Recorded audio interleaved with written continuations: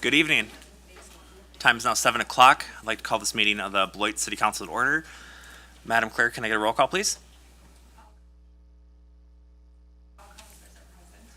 Thank you. Next item is Pledge of Allegiance. May we all stand at this time. I pledge allegiance to the flag of the United States of America and to the republic for which it stands, one nation, under God, indivisible, with liberty and justice for all.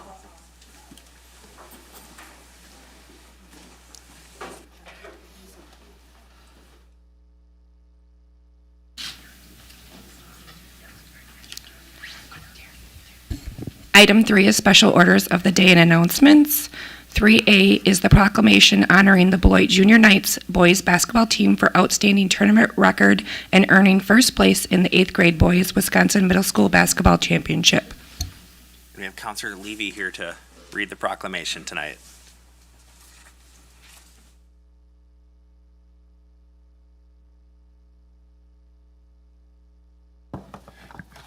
If I can have the team come forward, and also the coaches and Mrs. Nora, who's going to be accepting the proclamation this evening. So if all of you could come get on TV for tonight. So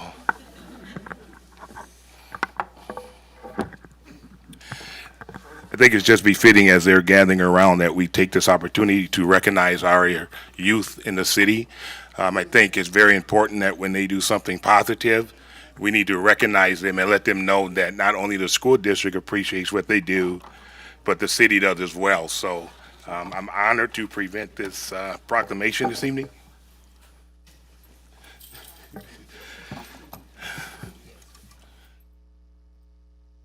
City of Beloit, official proclamation.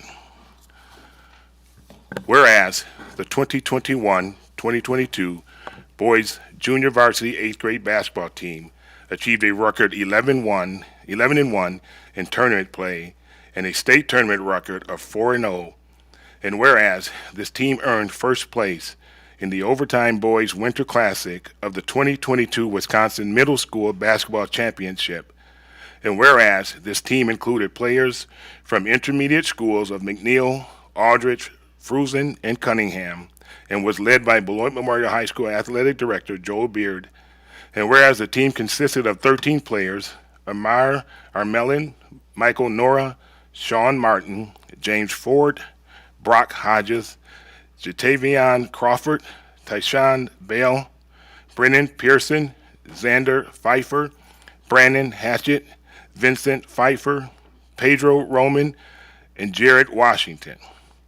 Now therefore, be it proclaimed that the Beloit City Council does hereby express their praise and admiration of Beloit Memorial High School's 2021-22 boys junior varsity basketball team, encourages all residents and fellow students of the School District of Beloit to recognize their outstanding achievements and talents. Presented this 4th day of April 2022, Clinton Anderson, City Council President.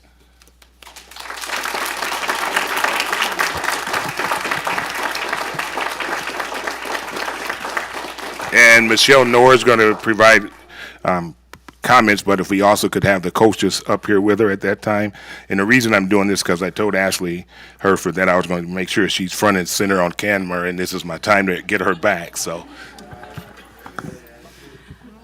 Thank you. I am just here as the school district of Beloit intermediate school principal. Some of them attend the home of the Lancers, but all of our intermediate lands. And we are so proud of these young men and our coaches. They had a very fast season. They didn't get to play together a lot. But when they did come together, people definitely recognized Beloit, and they see us on the map, and they see we have upcoming for high school. So they worked hard and practicing and getting there. We weren't as tall or as strong or as big as the other boys, but they couldn't outrun us. They couldn't catch up with us. And they did an awesome, awesome job. Our coaches did an awesome job coaching them throughout the tournament. And we just had an exciting time celebrating him, like Mr. Levy said, celebrating the positive things that our young men are doing. Our young minority men in the city of Beloit, I want to recognize that too, are doing here in the city. So again, fellas, congratulations. We are so grateful for you. Thank you again, coaches. And thank you for this recognition from our Beloit City Council again, on behalf of the School District of Beloit.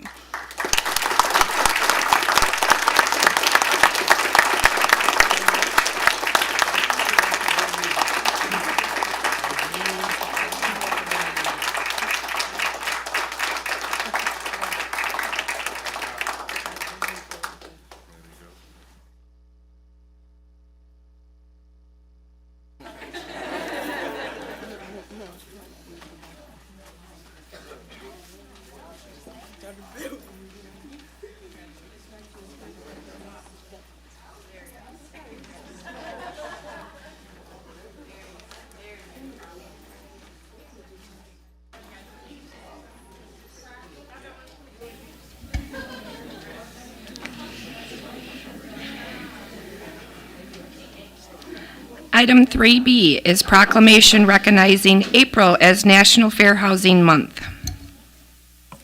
And Vice President Keys is going to present with Terry Downing accepting. The City of Beloit, Wisconsin, official proclamation. Whereas April 2022 marks the 54th anniversary of the National Fair Housing Law, Title 8 of the Civil Rights Act of 1968, and therefore it is an appropriate time for all citizens to reflect on the principles which led to a national policy of fair and equal housing opportunities across the United States. And whereas fair and equal opportunity in housing means that persons of equal income have the same access to the sale, rental, and financing of all housing regardless of race, color, religion, sex, handicap, family status, marital status, sexual orientation, gender identity, age, or ancestry. And whereas fair housing is the policy of the City of Beloit, and the implementation of that policy requires the positive commitment, involvement, and support of each of our citizens. Now, therefore, be it resolved that the Beloit City Council does hereby proclaim the month of April 2022 as Fair Housing Month, and does hereby encourage all citizens to abide by the letter and the spirit of fair housing laws, and ask the citizens of the city to join in reaffirming the obligation and commitment to fair housing opportunities for all, adopted this 4th day of April 2022, signed City Council President of the City of Beloit, President Anderson. Thank you. There we go.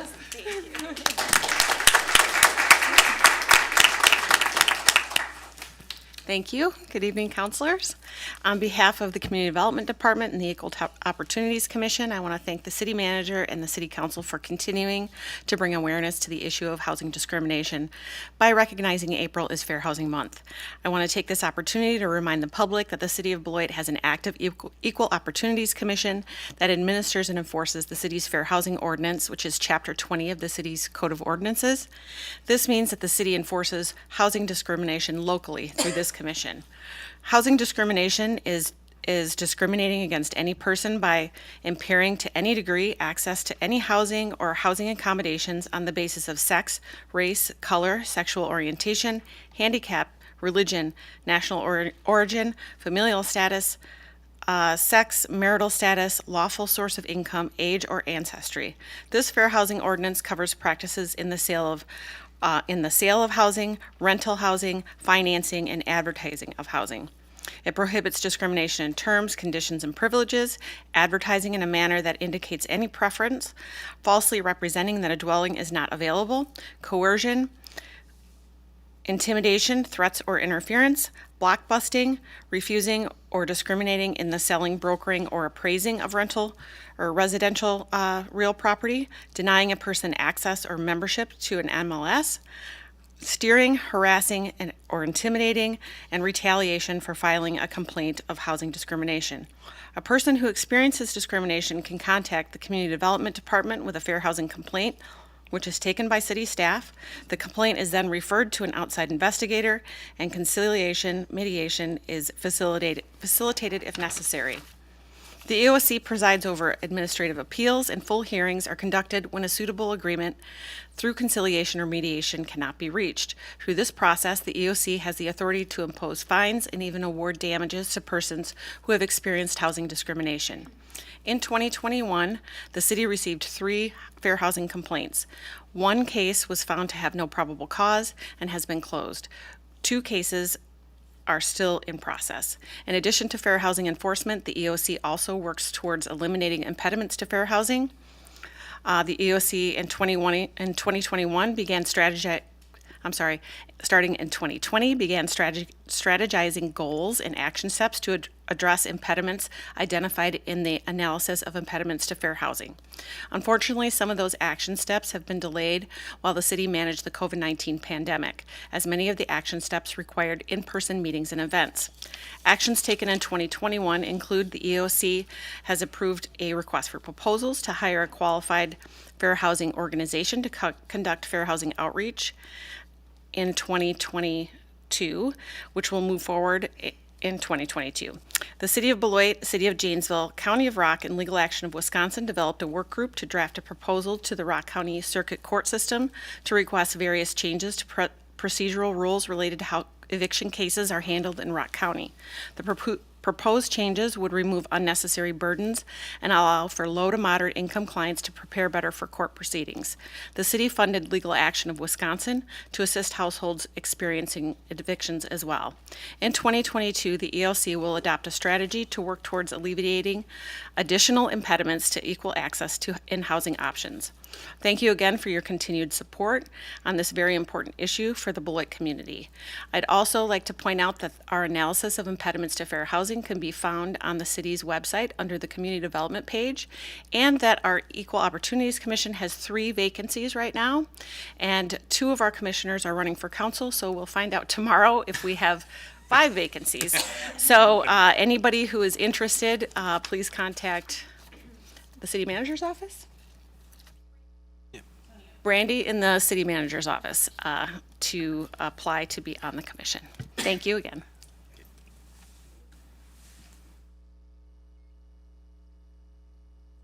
Item 3C is proclamation recognizing April 3rd through the 9th, 2022 as National Library Week. Vice President Keys will read this one. I believe Amy Mitchell will be here to accept this proclamation. City of Beloit, Wisconsin official proclamation.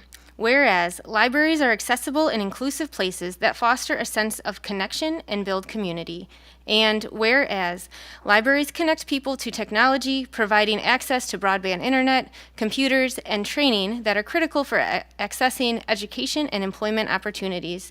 And whereas libraries offer opportunities for everyone to connect with new ideas and become their best selves through access to multimedia content, programs, and classes, in addition to books. And whereas today's libraries and their services extend far beyond the 4 walls of a building, and everyone is welcome to use their resources.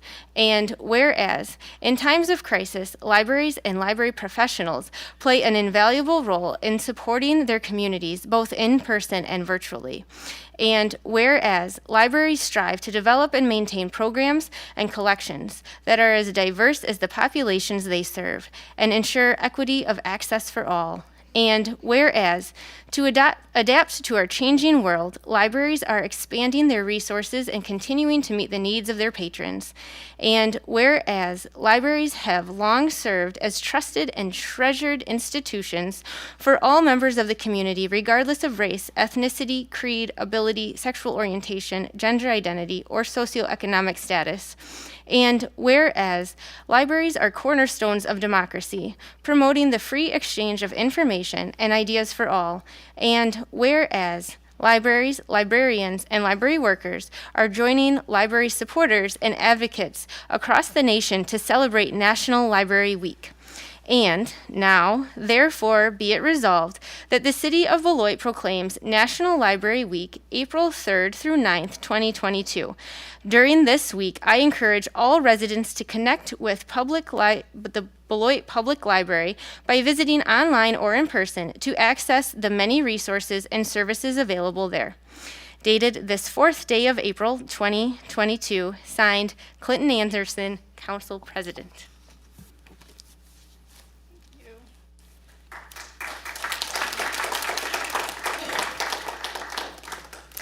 Thank you on behalf of Beloit Public Library for this proclamation. Just want to say I'm going to be a little shorter than our director, so that'll be a good thing. And I probably am not going to get the standing ovation that the guys before me got, but I do want to say thank you to the Beloit community for supporting us. We do provide so many different services and materials and resources and spaces for the community, and it's really impossible to fit it all in a 30-second elevator speech because there really is so much, and we provide different things for so many different people, and people need so many different things. So from just being a safe, comfortable place to visit with family where you're sheltered from, say, the cold, or maybe tomorrow it'll be the heat, who knows? We're there for the community. We try to listen to what the needs are and respond to those needs. We have a lot of partners we brought in to try to meet some of those needs as well, with State Line Literacy Council, Black Hawk Technical College. Recently we brought in, we've been partnering with PBS Kids, which has been great to provide different early literacy offerings for the community. And then Department of Workforce Development we've brought in recently, and they're providing job services that are available in Janesville, but now they're more convenient for the Beloit community. So we appreciate the support that we get from the City Council and the community. A lot of these people in this room I see in our building, and I just know that I'm happy to work there and be able to be a part of what the community, the center of the community offers, and just really appreciate this proclamation. And I would like to say, for anyone who's not visited recently, please come in and meet our staff and see all the things that are available. We have a lot of people now who actually visit us online versus in person. We do have ebooks and audiobooks and all those things online, e-magazines. And so a lot of people are using the library in that way too, and all the resources that are available on our website. But I encourage you to stop by. We do have little giveaways this week, so stop on by. And again, thank you.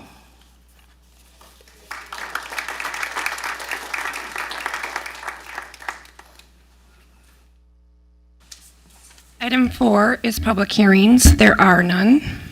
Item 5 is public comments. And Reached the we point will... of the- Go ahead, sir. Yes. We've reached the point of the agenda where members of the public may speak to council about items that may come before us or will come before us in the future.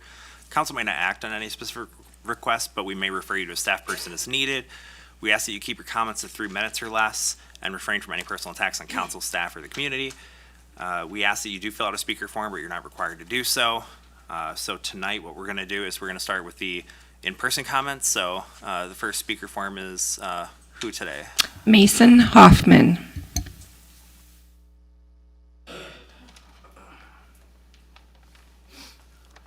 Right. Hi, I'm a Beloit College student speaking on behalf of Dan Keyser, Superintendent of the Beloit School District, in support of the Transitional Living Program. So, I'm writing in support of the resolution to set aside $3 million of the ARPA funds awarded to the city for the purpose of supporting the development of a comprehensive transitional living program. From the perspective of an educator, I am well aware of the profound hardships the pandemic has inflicted on many of our most vulnerable families, particularly those with very limited resources who are struggling to raise young children. I am particularly interested in this project as it recognizes the importance of responding to the traumas young children have experienced,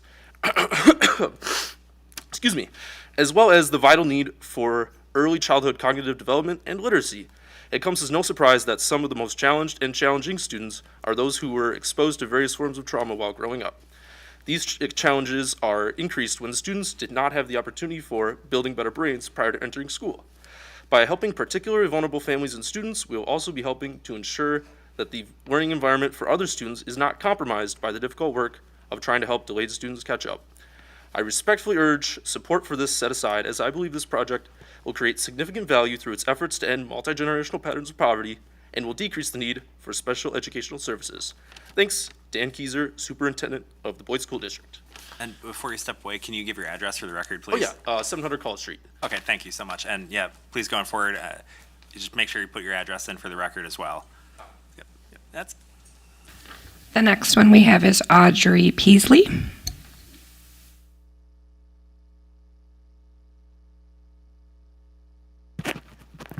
Good evening. My name is Audrey Peaslee, and I'll be speaking on behalf of Tammy King Johnson, and my address is also 700 College Street. So I write this letter in support of the resolution to provide funding to address homelessness and the lack of affordable housing in our community.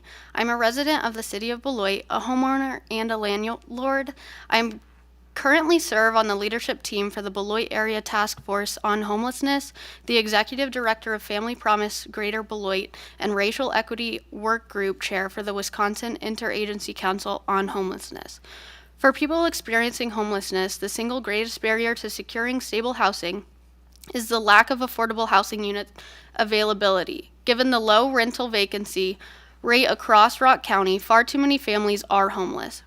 In Wisconsin, Black African American Wisconsinites are almost 11 times as likely as white non-Latinos to experience homelessness. These same disparities exist in Rock County. Example, the school district of Beloit has identified 404 homeless kids already this school year. The majority are Black kids and their families. Since the beginning of the pandemic, the Janesville School District has also experienced a significant increase in homeless kids and families. The request to utilize the $3 million to jumpstart an initiative to develop 20-unit family-centered low-income housing is key to reducing homelessness in our county, supporting the most vulnerable residents. Additionally, I am a longtime member of the Rock Walworth Homeless Intervention Task Force and served on the Rock County Eviction Work Group. As a committed leader in the fight against homelessness and a lifelong resident of Rock County, I ask you to take immediate action to address these issues by providing federal ARPA COVID relief funding that will improve outcomes for those experiencing homelessness in Rock County. Respectfully, Tammy King Johnson. Thank you. Our next speaker is Ellie Arms.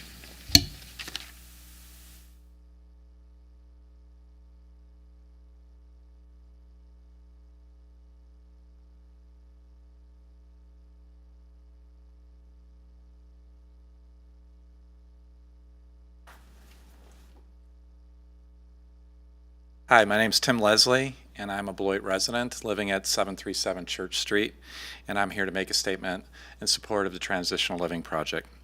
I'm the executive resident at Beloit College, from where I graduated in 1989.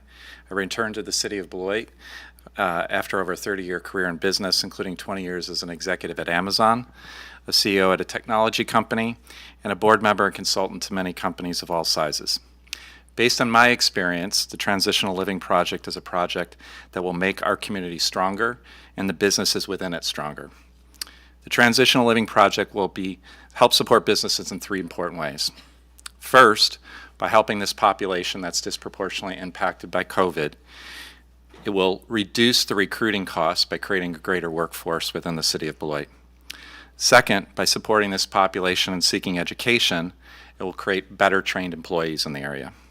And third, by helping this population attend to health concerns and providing childcare, which is one of the greatest barriers to hiring and retaining employees. It will make them more retentive employees. All of these measures will improve and increase the size of the local labor pool, which is more needed than ever. Beyond these direct benefits to business, this project will make our community better. And when our community is better, so are the people and businesses within it. A stronger local workforce strengthens our community, providing our businesses with employees who will be engaged and motivated to perform, active, productive community members. I truly believe that our community is only as strong as each individual member, and each individual member is only as strong as the community. I hope you approve the project. The initial investment will provide a substantial return on investment and ultimately will save our community and the businesses within it money. It's the right thing for business, it's the right thing for the people, and it's the right thing for this community. Thank you. Our next speaker is Jasmine Fun.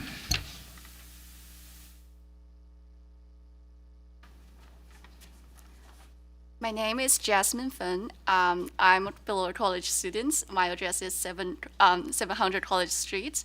I'm speaking on behalf of Mr. Thomas Macaulay, Vice President, Human Resources from Beloit Health System. I'm writing in favor of the proposal to use a portion of the City of Beloit's America Recovery Program to support the Next Step Transitional Living Project that focuses on serving parents with young children. I believe that this project will have significant long-term benefits for the adult participants as well as for their children. The Transitional Living Program, as proposed by Family Services, is particularly important as their focus is intended to disrupt intergenerational poverty, mitigate the effects of trauma, and increase early childhood cognitive development and learning. As a healthcare provider, we appreciate that the programs such as this are positioned to contribute significantly to the overall health of our community. The cost of failing to reduce poverty, failing to increase participation in the workforce, failing to improve educational outcomes for children, and failing to reduce mental illness are significant. Every day, our healthcare services strive to address the negative outcome of our collective failures to respond adequately to these challenges. From our perspective, this project represents an excellent strategy for reducing the need for our services while contributing to the overall health of the community. Beloit Health Systems is very much interested in the health of all members of the community, and we hope that adequate city ARPA funding will be set aside for this project. Thank you. Our next speaker is Susan Adams.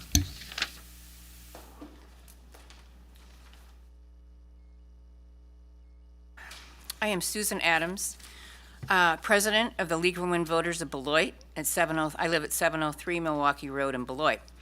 The League of Women Voters supports the use of ARPA funding for two projects: the acquisition of land on Turtle Creek adjacent to Leeson Park that is part of the city's comprehensive plan, and the Family Services Transitional Housing Project that many others have been speaking about and will be speaking about.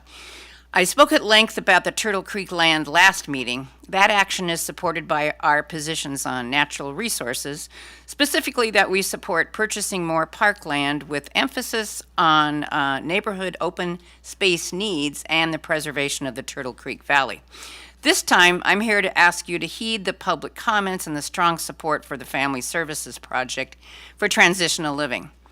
Over many years, the League of Women Voters Beloit has established through studies and reviewed its positions on housing and homelessness, and has supportive statements to maintain and improve housing, particularly for low-income residents. Our homelessness and housing positions of 2011 and 2019 support this action. I quote from them. You're welcome to review them on our website. The League of Women Voters recommends that state line area government units and community organizations seek and secure available funds to be directed to administering and funding housing for people experiencing homelessness, including government and private funding, to support programs which provide housing for people experiencing homelessness. Such programs would include transitional housing, focusing on those with special needs. And we actively participate in regional efforts to serve the needs of people experiencing homelessness through active and accessible case management, through direct financial assistance and transitional housing. In our housing position, we support, I'm quoting out of these things, they're longer, that we support coordination with regional and local, public and private efforts to secure adequate low-income housing in Beloit and for the greater Beloit area. That we support increased investment in public housing.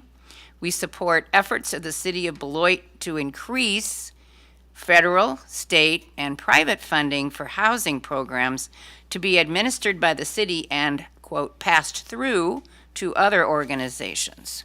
Therefore, I am requesting that the City Council of Beloit support a revised agenda amendment by the City Council to allocate ARPA and COVID relief funds to build the Family Services Next Step 20-unit transitional living facility and connected daycare center.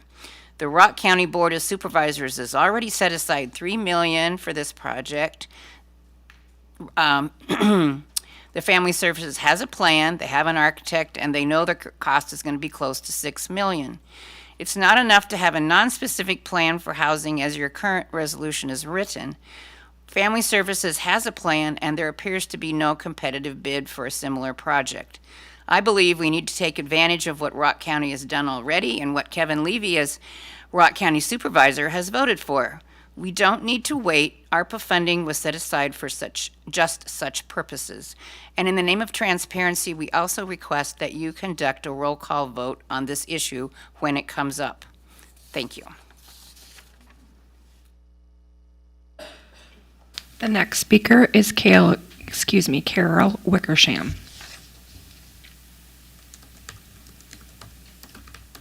Good evening. My name is Carol Wickersham. I live at 612 High Street in the beautiful village of Clinton. I am here today wearing several hats to support the funding for the Transitional Living Project to help to partner with the funds already set aside by the county. I'm here in part because I have been working in your community for the past 18 years. I've placed over 300 interns in businesses, in government, in schools, in social service and healthcare. And as I've done that, we've used your community as the primary text for our course. In closely reading this text, what I've come to believe very strongly is that there's a gap that needs to be filled. There's a gap in helping those who are in the most precarious living situation in your community.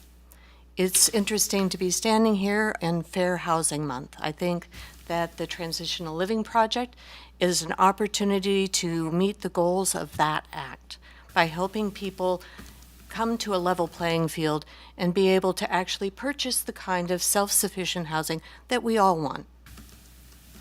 So I urge you to do it for that reason. I also come here because I'm a Presbyterian pastor and I'm a jail chaplain. And the people that I've worked with in congregations around the region and also in the jail, their lives have been greatly impacted by trauma, and that trauma and unemployment and all of the different kinds of things that come with unemployment or with lack of housing would be addressed by this program. People don't move from living in their car to home ownership without some substantial help. This project is not housing alone, it's also childcare and the social support that help people move from here to there. I also come as a former elected official, 6 years on the school board, and as a board member of Family Services. What I know as being a board member there is that this organization has what it takes to move this project forward. They have decades of expertise and dedicated staff. They know what they're doing. They know how to partner with people in need. And finally, I come here as a taxpayer. This project is a good investment of my money and yours. It helps the lives of working parents so that they can join me in the privilege of paying taxes. These ARPA funds were set by the federal government to address those who were most affected by the pandemic. The TLP project does exactly that. I hope that you'll join me.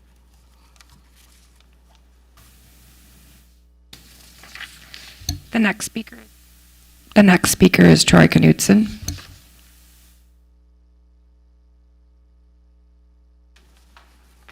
Good evening. Troy Knutson. Address is 8443 South Pinot Grove Road, Beloit, Wisconsin. Thanks for the opportunity to address the council this evening. I'll try and keep this short. I'm here to add my support to the initiative to develop transitory housing within Rock County for those who most need it. As a sheriff and as a citizen, I've had the opportunity to see the impact of homelessness on individuals and the criminal justice system. I'd like to share just a couple quick examples of those experiences tonight for you to consider as you weigh the issue here.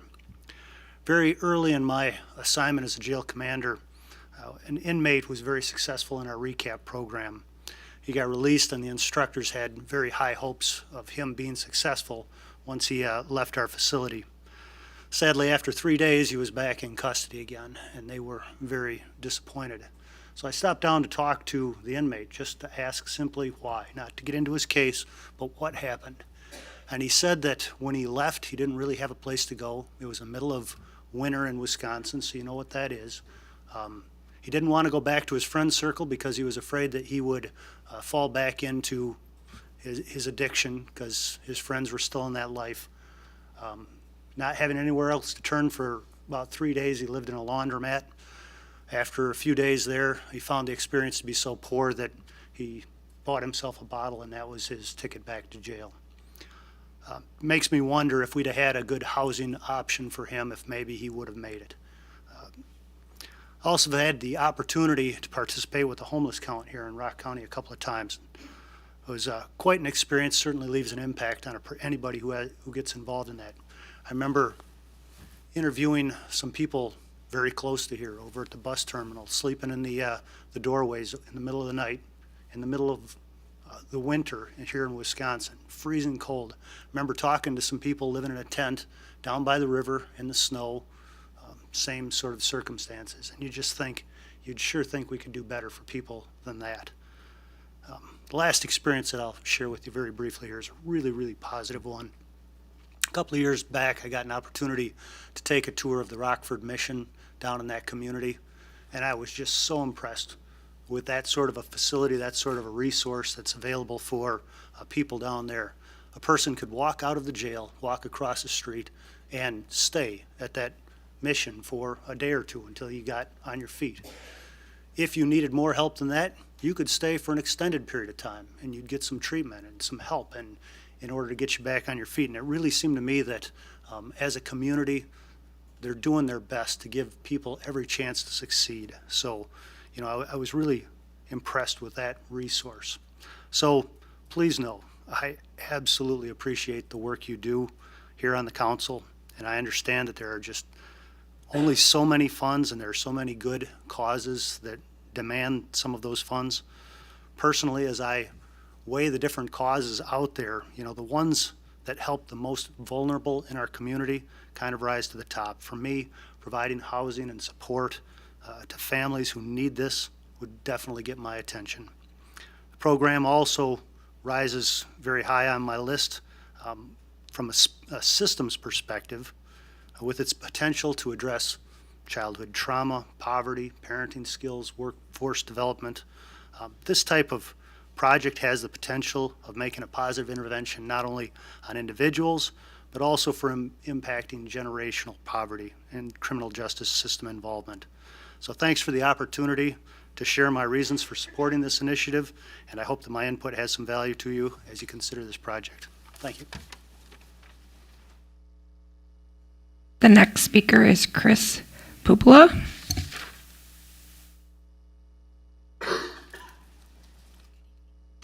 Sorry. My name is Chris Papula. I work at Family Services, 416 College Street.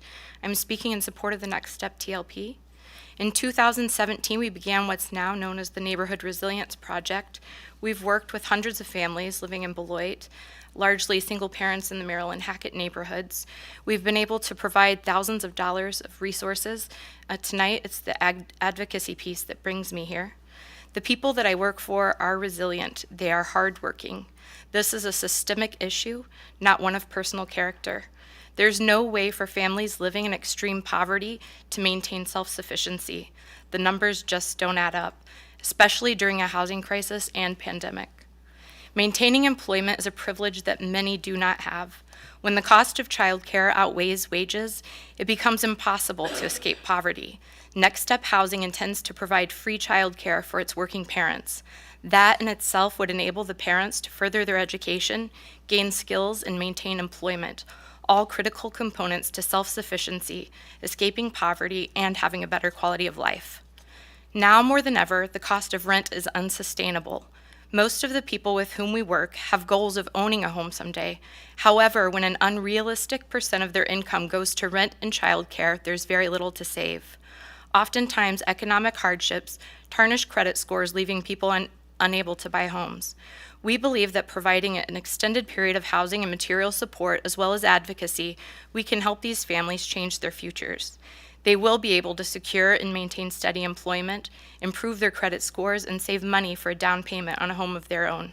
Staff will work directly with participants, providing the information, tools, and support they need to achieve their goals. Limiting childhood trauma is something very important to me. It's also very important to the success of the children we work with and to this community. We know that trauma in early childhood increases the risk of disease, as well as the risk of social and emotional problems later in life. We also know that having a safe home and healthy relationships can mitigate the effects of childhood trauma. The Next Step TLP would offer parenting support along with safe housing.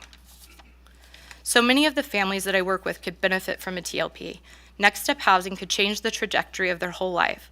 Providing housing, parenting support, childcare, mental health counseling, financial coaching, and advocacy for an extended period of time could be a means for ending generational poverty for participating families.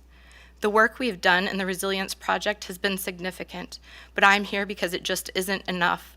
Most of the families that I've worked with remain in extreme poverty. They reach a level of self-sufficiency that is not sustainable. Please consider taking advantage of the opportunity to make this TLP a reality for vulnerable families. There are too many families in our community that will not escape poverty unless we do something bigger to facilitate change. Together we can foster that change, work hard to end the generational poverty, and help establish sustainable self-sufficiency for so many deserving families. Thank you.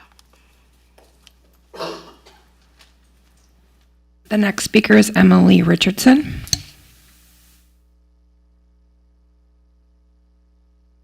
Sorry guys, I'm a little nervous.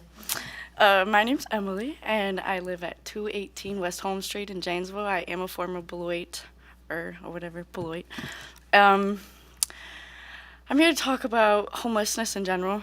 And I grew up in a house of 7 kids, and we all have different fathers, so it's a little difficult, but I grew up in a van as well, in Beloit for 2 years straight. There's a lot of kids in Beloit right now that are struggling to even get to school, even sleep outside of school, where to sleep. Like, my friends are living on the street. Like, I know a couple people are living in vans right now, just as I was. But, like, there's just so much I can say. If we had that housing that everyone here is talking about, I'm so grateful for everyone that's here talking about it, by the way. But it's crazy, because if you see Beloit, you see it as, it's a pretty place, right? It's not all that pretty if you really get the details of, like, what people look at it. Like, people are struggling right now, and it's really, it's upsetting and sad, and I sometimes break down if I think about my childhood, because I was raised my dad was an alcoholic. My mom was depressed so much she locked herself in a room for months on end. We had to go steal from stores and get food from people, like food cards and all that other, like, stuff you wouldn't have to do at the age of, like, so young. I was raising my nieces and nephews at the age of 7, 3 of them. And it's just crazy. Like, I wish we had better housing. And I'm hoping that we do get it. And I'm sorry I'm taking so long, but I don't know what to say. This was last minute. But thank you guys, and I hope you guys understand.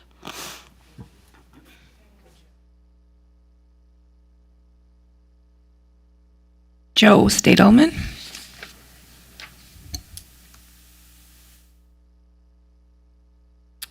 Good evening. Joe Stadelman. I live at 2431 Eastridge Road, but really tonight I'm here representing Angus Young Architects, as we have been the architects working with Family Services on the project. And so I just want to update you a little bit on what we've accomplished to this point without a lot of involvement from the rest of the community. We have met with city staff and looked at possible site options. We've talked about neighborhoods and neighborhood impact and zoning impacts. We've met with the Family Services staff and the community about the building program and what needs to be in a building like this. And then lastly, we talked about a possible budget. All of those things are really difficult until we have a site. A site is really difficult until we have funding. Thus, you can see the progression of what we really need to do is make a commitment to this project. Then we'll work through the details. We'll be fully transparent about what we're doing and how we're doing it.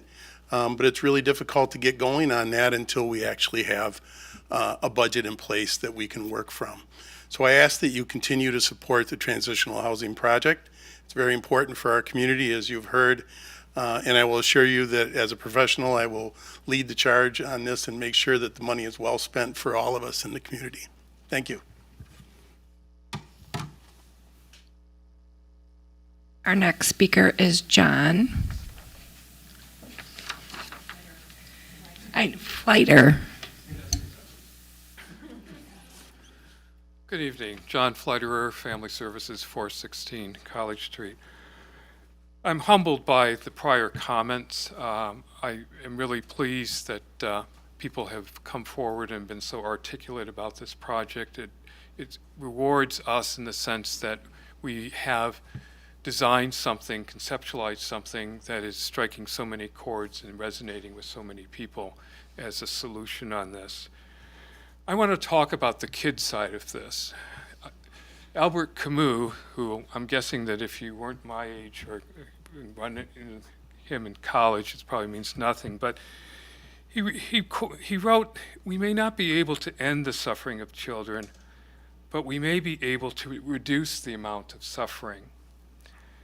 There are many solid and urgent reasons to support the Next Step project, but I believe one of the most compelling rationales for moving forward with the project as soon as possible is its capacity to reduce the across the lifespan suffering that begins with children experiencing negative and traumatic experiences and events.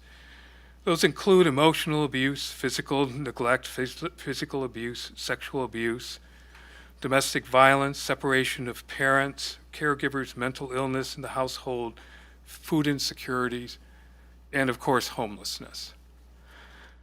So how much should we be concerned about these adverse childhood experiences? Adverse experiences at a young age are problematic because children are especially vulnerable to the effects of trauma. Their brains are still developing, which means that childhood trauma can perniciously disrupt normal brain development. This means that if the child is exposed to stressors from adverse childhood experiences, their school experience will likely be defined by problems with attention, decision-making, learning, and managing stress. None of those problems would we want for our own children, nor would we want our children to share a classroom with a teacher who is disproportionately attending to the child struggling with those issues. Beyond that, childhood trauma places people at a significantly higher risk of the effects of future trauma. Individuals can also pass on these effects to their children. We could go on: physical health issues, compromising psychological conditions, predilection for risky behaviors, disruptions of normal development, and increased needs for health care. As you recall, we've referenced another urgent and compelling reason to support this project: early childhood cognitive development. The research is clear that building of better brains begins even before birth. but certainly is critically important before the child attends school. There are few, if any, projects that are able to provide and coordinate the services and resources necessary to end the transmission of poverty, which is driven here. This is not to say that there are no social services that benefit vulnerable families. It is to say that there are few who can combine the resources we would be able to offer: no to low-cost housing, child care, case management, counseling, advocacy, and access to critical resources like car repairs. We believe that this program is a compelling, if only partial, answer to the question, what is Beloit doing to reduce the levels of poverty across the generations? How well are we doing, then, to reduce the suffering of children born and yet to be born in Beloit? I respectfully ask you to affirm the value of this project and recognize the imperative that we move forward as soon as possible. Thank you very much. Our next speaker is Kelsey Hood Christensen.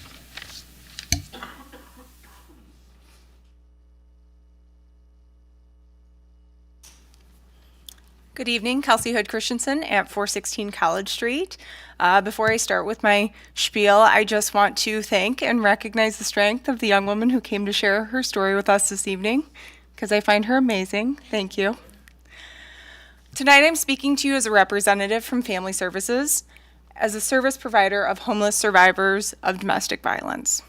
Throughout my 10 years serving this population, I've walked through the journey of finding safe and stable housing with many survivors, and while there have always been challenges for this, it is nothing like what we are currently experiencing as a community due to the severe lack of available and affordable housing. There are currently far too many community members who are fearing losing their housing or who have already lost it. Housing is where we take care of our children, where we take care of ourselves, where we dream of our future, where we put things in motion to succeed. And without that, it's really hard to put those things in place. This issue is not only plaguing survivors of domestic violence.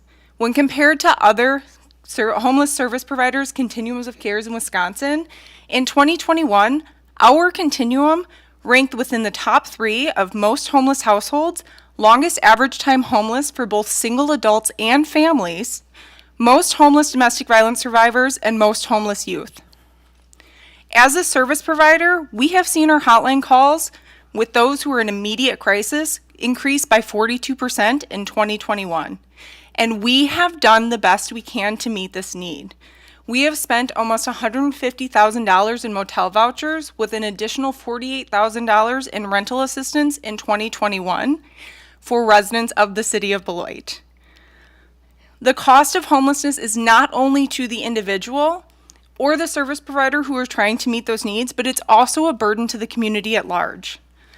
HUD's 2017 annual homeless assessment report stated that homelessness is costly to society because people experiencing homelessness frequently require the most expensive publicly funded services and institutions. Homelessness is also costly in terms of its negative impact on human life.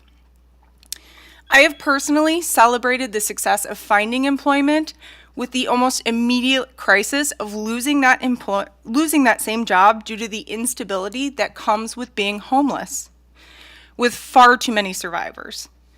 These individuals wanted to be productive members of our community, but they were unable to do so because they could not find safe and stable housing.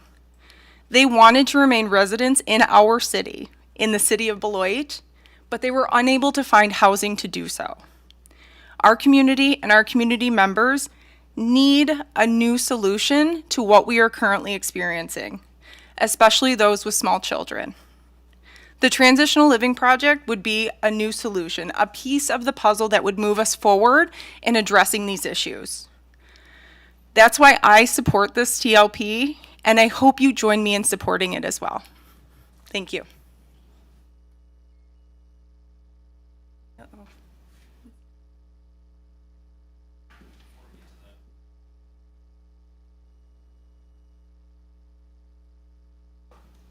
Second call.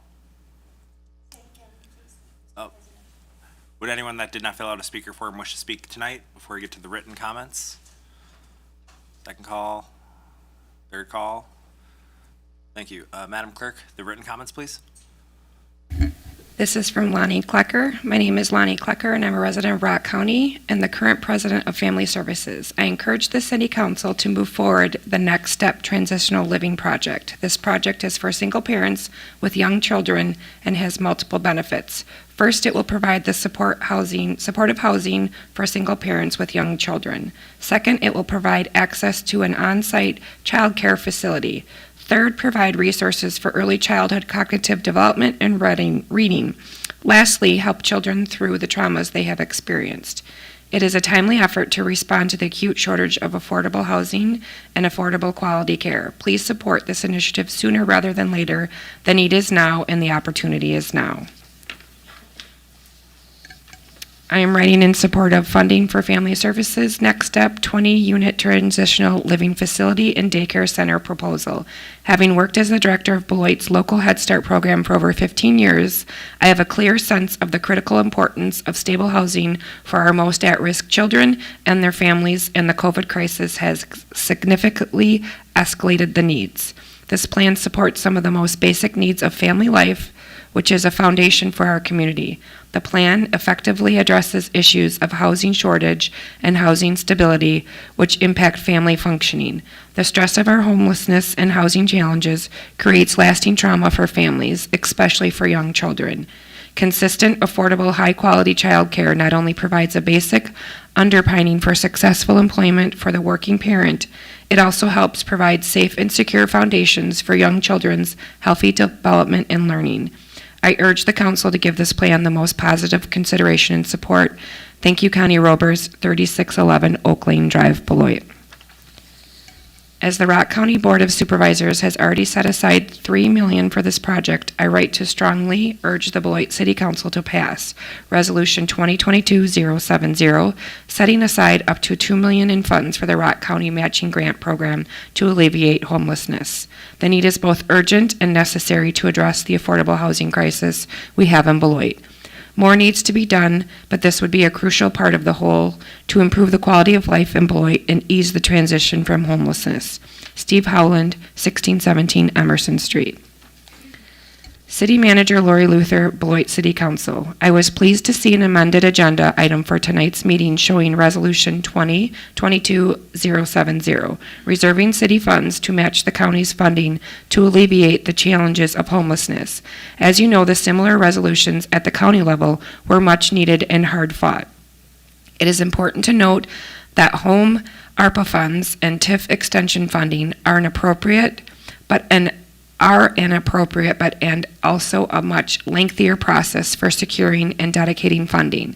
As we have no dedicated public information as to what the City of Beloit is reserving their $15.2 million ARPA funding for, I am encouraging the city to also utilize some of those funds as they were intended to assist the most vulnerable among us. Those funds could be directly and immediately allocated, utilized, and change-making. We have seen community members step up in admirable ways with the addition of Family Promise of Greater Beloit, but we can do even better. The need is there, and for once, so is the funding. Thank you for your time. Janelle Crary, 1608 Vine. My name is Lonnie Kleiker, and I'm a resident of the Rock County and the current, I think that's the same one. As a Beloit business owner and resident for under 20 years, I am asking the board to allocate ARPA funding to match the Rock County Board set aside of $3 million of ARPA funds for the Next Step project as part of a long-term strategy for alleviating the homelessness problem in Beloit. If we can provide the tools for people to help themselves out of homelessness, it will have ripple effects for improving Beloit's problems with poverty and violence for years to come. It will improve the quality of our workforce and increase our tax base. The purpose of these Federal American Recovery Program Act funds is to help those who were most impacted by COVID.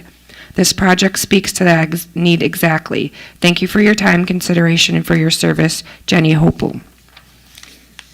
Good afternoon. I am writing about the request to expand Willowbrook to 4 lanes. I live just off Milwaukee Road, not far from Willowbrook, and I feel this is already a dangerous area without adding more traffic to funnel into the casino. Pulling out into Milwaukee Road is often difficult, and turning onto my street is also challenging due to so many distracted drivers.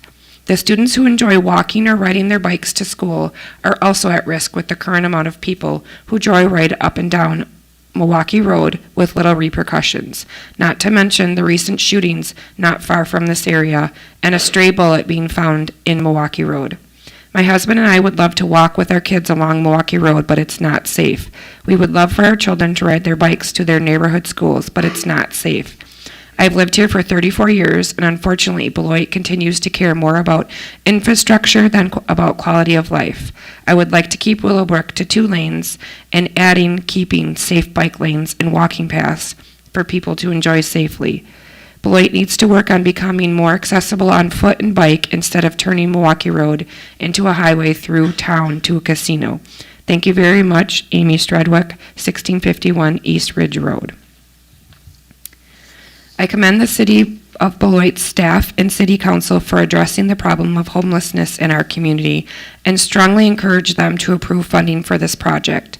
Transitional living services such as this have been able to help protect entire families from homelessness. There are significant economic and social benefits to the communities where they have been in operation. Sincerely, Pablo Toral, 1139 Eaton Avenue. Dear members of the City Council and Manager Luther, I strongly encourage the city to include a bike lane running in each direction of Cooley Road. Adding this bike trail is consistent with the city's pedestrian and bicycle system plan update of 2017 as spelled out by its goals, page 5. The plan specifically calls for addition of a physically separated bike trail on Cooley Road from Brewster Avenue to Gateway Boulevard, page 73. This project offers a great opportunity to continue to extend the bike trail, connecting major workspaces and industrial areas between downtown and the Gateway Boulevard area. In the longer term, this bike lane could offer a major way out of the city to the east and facilitate commuter travel, removing lots of cars from our roads as called for in the pedestrian and bicycle system plan update. In the longer run, it could also connect the Plishlaki Natural Trail to the east of the Beloit that runs all the way to the east border of Rock County, offering recreational opportunities as well that can generate more tourism to our city. Sincerely, Pablo Toral, 1139 Eaton Avenue. Good evening, Beloit City Councilors. My name is Devon McIntyre and I live at 920 Park Avenue. I work in Beloit and take college classes online through UW-Whitewater. I also have the opportunity to serve as a commissioner on the Parks, Recreation, and Conservation Advisory Commission. My first meeting was October 13th, 2021, and since that time, I have observed and learned a lot. I am writing to share an item that was presented at the last meeting that was confusing to myself and to other commissioners. The item was regarding sustainability. Our Commissioner Chair, Christine Lohr, read us something that was prepared ahead of time. The gist of it was, the Sustainability Committee is an internal committee. When it comes to sustainability, the city is working on the green tier scorecard. Please be patient. This may take a year or more or so to complete. After Chair Lohr finished reading the speech, another commissioner asked who wrote it. The speech was presented as if it was written by our chair, but after she was asked, our chair stated that it was actually written by the city manager, Lori Luther. When the Parks and Recs Commission, being tasked with advising on all things related to parks, recreation, and conservation, I anticipated this group would be able to contribute to sustainability work as environmental sustainability and conservation seemed to me to be relatively synonymous.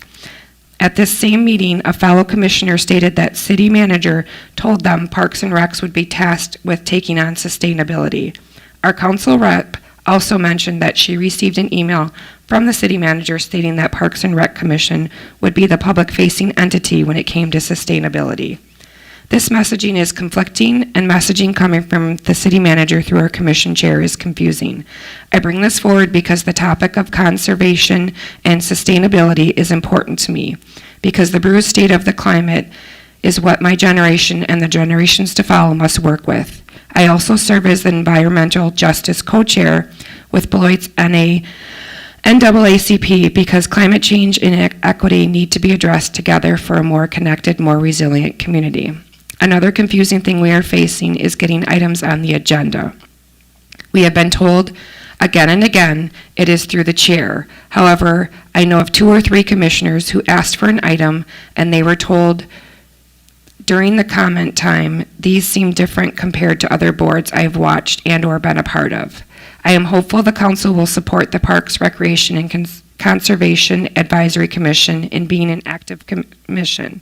I also want to thank the City Council for supporting the carbon neutrality resolution last spring. This commitment means everything to people my age. Thank you for taking my comment.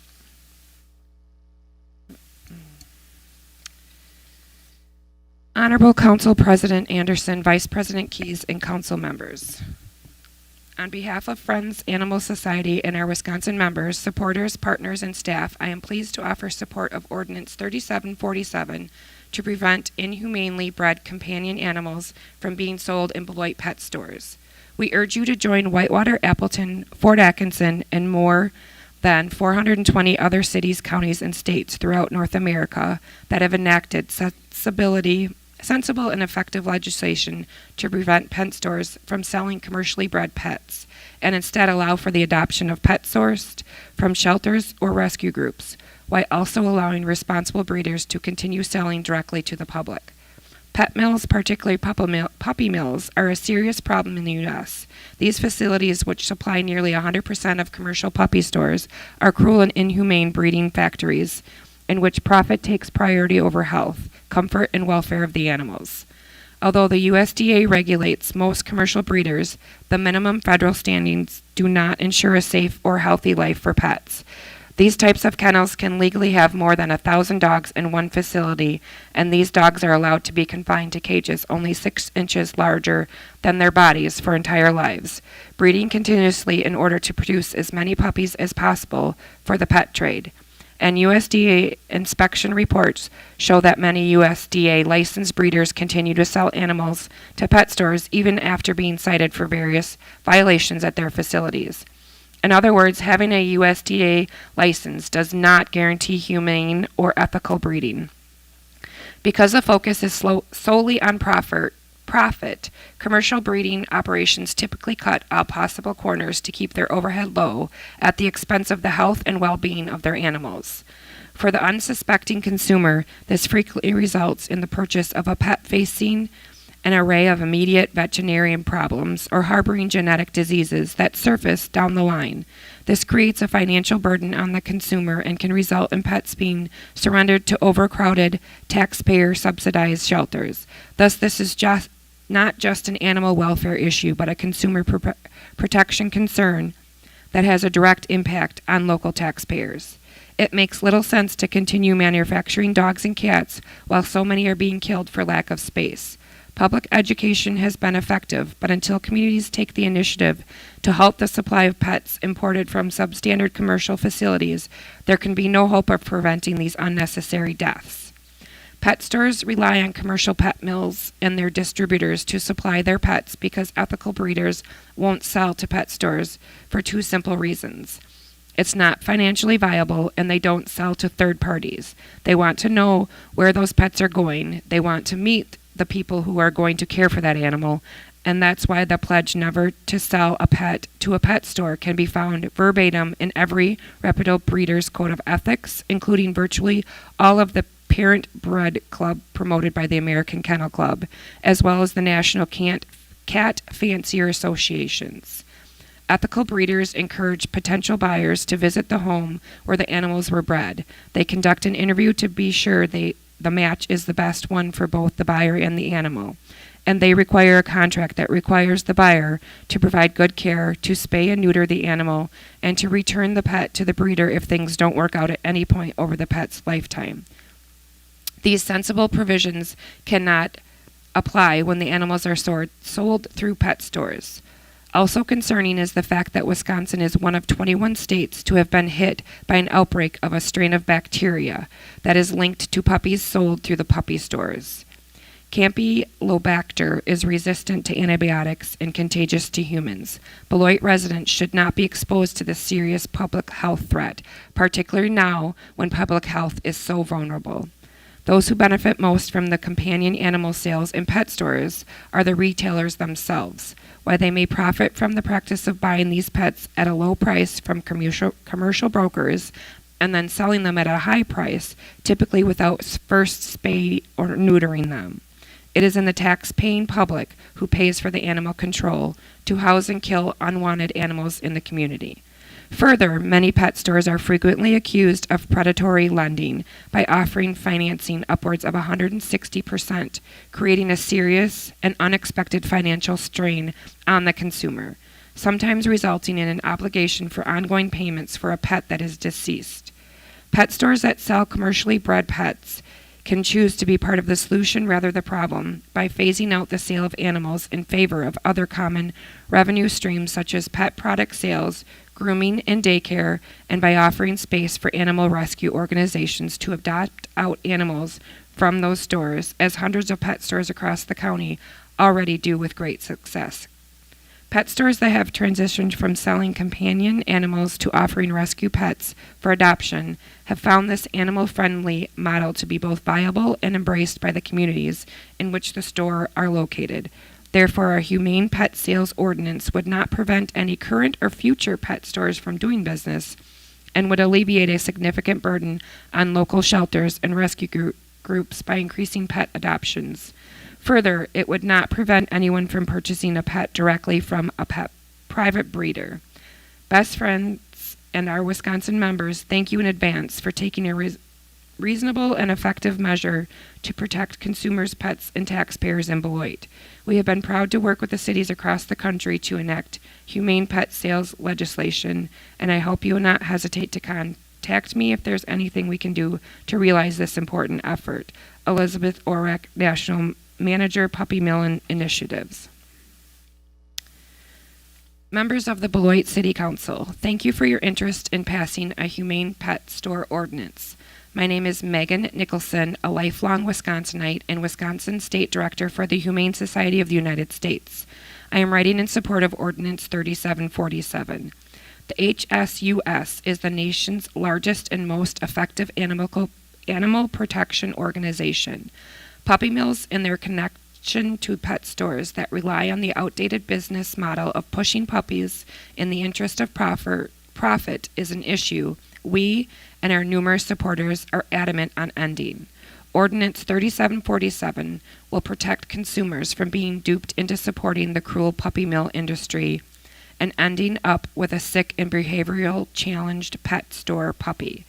We have conducted numerous hidden camera investigations that consistently reveal the pet stores supply unsuspecting consumers with puppies from inhumane commercial breeders, despite claims that they were never obtained dogs from puppy mills. Even if pet stores wanted to source from responsible breeders, they would not be able to because reputable breeders do not sell to pet stores. Passing a humane pet store ordinance generates awareness about the puppy mill to pet store supply chain, encourages adoption of homeless animals, and if consumer is set on a specific breed, it will not limit them from doing so, but will encourage them to take the time to research their options. Pet stores that sell puppies often rely on consumers to make an impulse buy. They prey off emotions and will try every which way, including offering financing, to have the consumer leave the store puppy in hand. We receive a constant stream of complaints from consumers, including those in Wisconsin, who have spent thousands of dollars in veterinary bills caring for their sick pet store puppy. One complainant in Wisconsin reportedly spent $10,000 caring for her pet store puppy. Pet store puppies are likely to be sick because they are born into deplorable conditions, taken from their mothers very early on, are placed on semi-trucks in confined cages with other vulnerable and sick puppies, and are shipped to faraway pet stores where they are treated as nothing more than products. Passing this proactive ordinance will protect your community from stores with this inhumane model from moving in. In closing, I urge the Council to pass Ordinance 3747 to better protect consumers and animals. Sincerely, Megan Nicholson. Having served on the City Planning Commission for over 3 years, I feel grounded in local city planning and issues and potential problems. The resolution before you, if approved, will spend over $4 billion on road infrastructure changes on a one targeted area of the city, Willowbrook and Gateway Boulevard. A lot of money seems hastily pulled together with little or inadequate public notice. A prudent person might ask why the delay in applying. You only have 10 days to the application deadline. That raise application has been available for months. Haste makes waste. What is the actual cost of this to the city for the 20% local match and contributing additional local matching funds? It is not mentioned in the resolution. This resolution is a statement of policy for specific action to be taken. Questions remain. For example, the conformance with strategic plan listed in the resolution is a stretch of the imagination. Goal number 1, create and sustain safe and healthy neighborhoods. Goal number 4, create and sustain a high quality of life. Traffic will increase from the interstate to Milwaukee Road to the new 4-lane Willowbrook Road, passing Fruzen, a large intermediate school with children, buses, and parents. School safety must be considered in conflicts with goal number 1 and goal number 4. Currently, cars and motorcycles have races down Milwaukee Road. Did the police or fire department do a safety analysis? Goal number 6, create and sustain enhanced communication and community engagement. For example, there has been inadequate public notice for plans to expand Willowbrook into a 4-lane highway adjacent to a state highway. Putting this resolution on the City Council agenda might meet the letter of the law, but not the intent of the law. Input from citizens is lacking and necessary. City residents have not been included in the discussion of a substantial infrastructure change adjacent to the Turtle Ridge neighborhood and Central Christian Church. The resolution statements reads that it is expected that the Ho-Chunk Nation commitment to the project will be negotiated in a future development agreement. Translation: we apply for the funds and hopefully the Ho-Chunk Nation will meet their financial commitment to the project at a later date. What happens if Ho-Chunk can't or is unable to meet this financial commitment? Will the city be on the hook for the cost of the entire project for an additional $2,400,000? The resolution statement of policy for specific action does not include the potential safety and environmental concerns and changes to the quality of life, for example. Will the project include a bike path lane or a boulevard with plants or grass to enhance the quality of life? Please add an amendment to include this in the resolution. Thank you for your consideration. Judy Robinson, 2411 East Ridge Road. ECHO is in support of the City of Beloit using ARPA funding to assist family services of SWANI to develop a family-centered transitional housing resource in Rock County. The need for housing is so important. Both of these resolutions will be meeting a large need in Rock County. On any given day, there is at least 350 homeless people in Rock County. During the last homeless street count on 126, there were 388 people identified as homeless. As a member of the Homeless Intervention Task Force, I signed a letter of support for this project. There is currently not enough supportive housing in our community to meet the need of homelessness. The Transitional Housing Project will be run by Family Services of SWANI, who is a well-known agency of many programs. Jessica Locker, Executive Director. Hello, my name is Ebony Morrow, and I am a family advocate, youth, and prevention specialist for Family Services. Homelessness and housing insecurity is very hard for children. Children like structure, and when they are bounced from place to place, structure can be lost. They find themselves wondering if they will be sleeping in a house or outside, and this causes stress for children. Most people think that children don't know what's going on, but they do. Children express their fears and concerns to me when I meet with them one-on-one or during groups. Groups are a place where children feel comfortable because they know it's a safe place. When children feel comfortable and safe, they will open up about what's going on in their lives. When they open up to myself and other advocates, we are able to help them start to heal from the trauma they have experienced. That is why I support the resolution for TLP. Thanks, Ebony Morrow. Council, on the matter of administrative control over the council agenda this evening and the decision by the city manager to remove the transitional living project that was to be discussed, I rest my case. Bill Flanagan. Dear Beloit City Council members, my name is Tammy Fanning. I am a resident of Rock County and Vice President of the Board of Directors of Family Services. I am the Vice President of Business Development at Blackhawk Bank and have been in the financial services for 33 years. I have lived in Rock County my entire life. I fully support the Next Step Transitional Living Project, and I encourage the Beloit City Council to move forward with this project. I believe the Transitional Living Project will benefit the wider community. The lack of adequate, affordable housing has a host of negative effects on communities. The Transitional Living Project will reduce social services costs by providing targeted health and social services and help end the cycle of poverty. Housing plays a critical role in providing stability to families. Typically, people from low-income households are more likely to live in poor quality housing, which can negatively impact their life. The Transitional Living Project will improve the quality of life for these families. Economic instability and housing instability are closely related. Supporting employees with affordable housing is essential to attracting, retaining, and developing a diverse, productive workforce, which in turn benefits employers.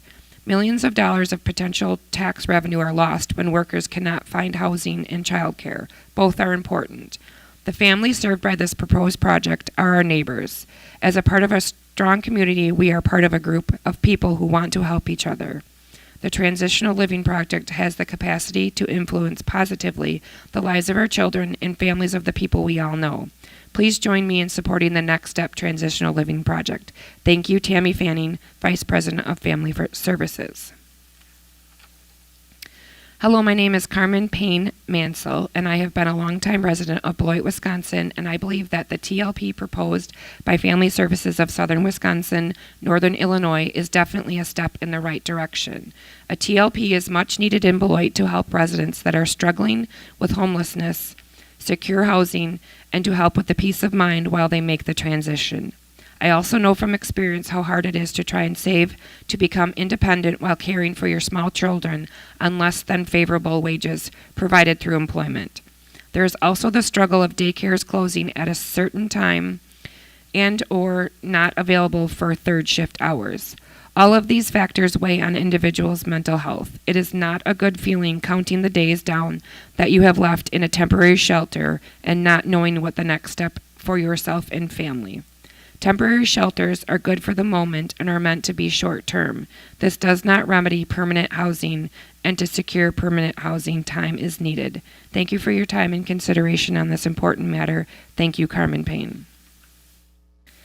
To whom it may concern, I am writing this email in support of the proposed Transitional Living Project, which is being proposed by Family Services. Over the past several years, I have worked directly with Family Services, specifically with DEFY, Domestic Abuse Beloit. They have been effective in helping individuals in very trying situations. My work with several homeless intervention task force at the city and county level has shown clearly that there is a tremendous need for transitional living programs. Waiting lists have been unending and families continue to be in need. Wraparound services and continued case management lead to the success of families in such programs. The availability of on-site child care will benefit the families tremendously. I wholeheartedly support and endorse Family Services and the work that they intend to do with the Transitional Living Project. I appreciate your consideration in this matter. Sincerely, Sarah, Executive Director of Beloit Cares. Members of the Beloit City Council, I have lived and worked in Beloit for about 6 years, and in those 6 years, it's hard not to see the impact of homelessness and poverty in the Beloit area. As a shift lead at the Speedway on 4th and Liberty Street, there were a number of regular customers who came in who were homeless. I would see them come in with all of their possessions on their back, with a car filled with their worldly possessions, paying $1, $2 in change just to get a meal or a gallon in their tank. Sadly, this isn't the only place I've seen homelessness. Downtown Beloit has been thriving, really busy even during the pandemic, but it also the same place where I met 2 families with young children who were homeless. The first family, made up of a father, mother, and 2 kids, were living out of nothing more than a Kia Soul. It was a cold and snowy night in February, and they had tried to ask for help from a lot of people who completely ignored their existence. My husband and I took the time to speak with the family and call to see if there were any resources or if a local organization had space for them for the night. The second family, much like the first, was living with children in their car. This time, however, a young boy was asking for help alongside with his single father. Again, we see people continue walking, ignoring, and continuing with their night at Lucy's and Trucked. My husband and I did what we could at the time, but there have been many times when we see families and individuals with children in this predicament. Ignoring a problem never solves the problem, but only allows it to grow. As individuals, we can help with the homeless by donating, fundraising, and getting them all supplies they could need. But how long do those supplies last? Organizations can work to give out motel vouchers and shower tokens, but how far do those go? Could they be in a shelter for a few days, a week maybe? Did you know that a shower at the Pilot Flying J cost approximately $10? Band-Aids. Band-Aids are what we have given to our homelessness community this far. The lucky ones who are able to find shelter are few and far in between. How about the children and the impact that homelessness affects them as they grow and develop? Not sure about where they will be laying their head down, seeing the struggles of their parents, miss school, malnutrition. Families are our first schools. It's where we first start to learn of the world and how it works. Generation trauma and familial issues such as alcohol misuse, depression, anxiety, and chronic homelessness carry on to the next generation. Family Services is making an effort to provide a way to address these issues through their Next Step TLP.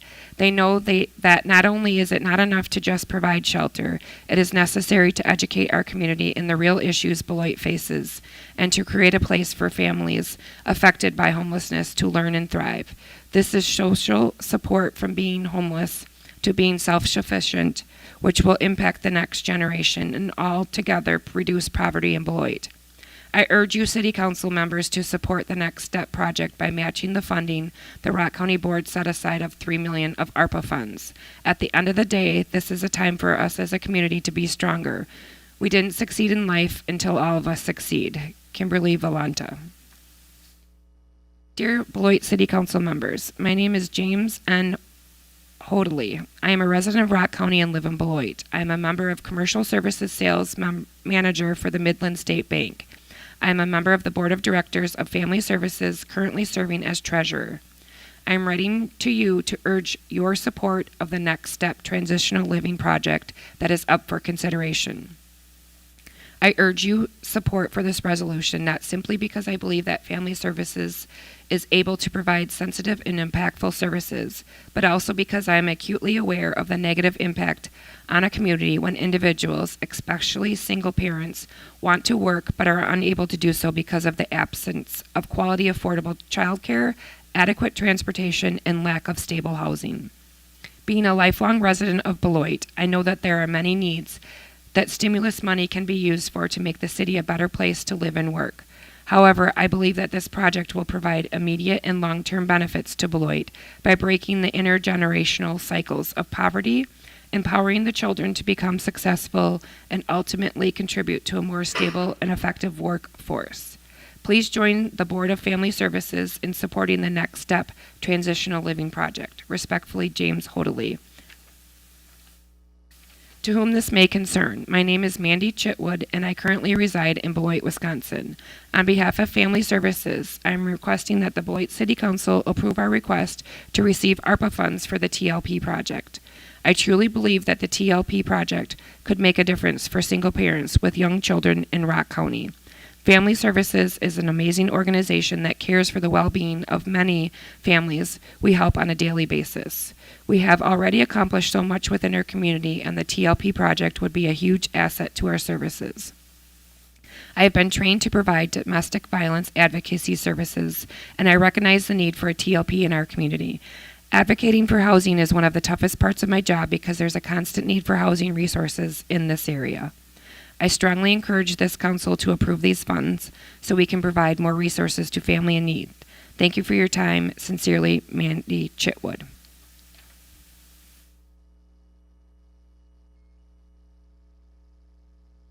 Well, thank you, Marcy, for reading all the way through those. Really appreciate it. If there's nobody else wishing to speak tonight, we'll move on to the next part of our agenda.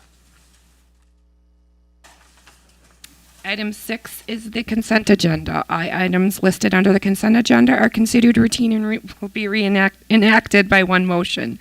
There'll be no separate discussion of these items unless a council member so requests, in which event the item will be removed from the general order of business and considered at this point on the agenda. Would a council member like anything removed from the consent agenda? Yes, Councilor Forbeck. 6C, please. 6C has been removed from the consent agenda. Would any council member wish to have anything else removed from the agenda tonight? If not, the consent agenda consists of items 6A, 6B, 6D through 6H. Can I have a motion to approve? I'll make the motion to approve. Motion by Levy, second by Duncan. Any discussion? If not, all those in favor say aye. Aye. Any opposed? Motion carries.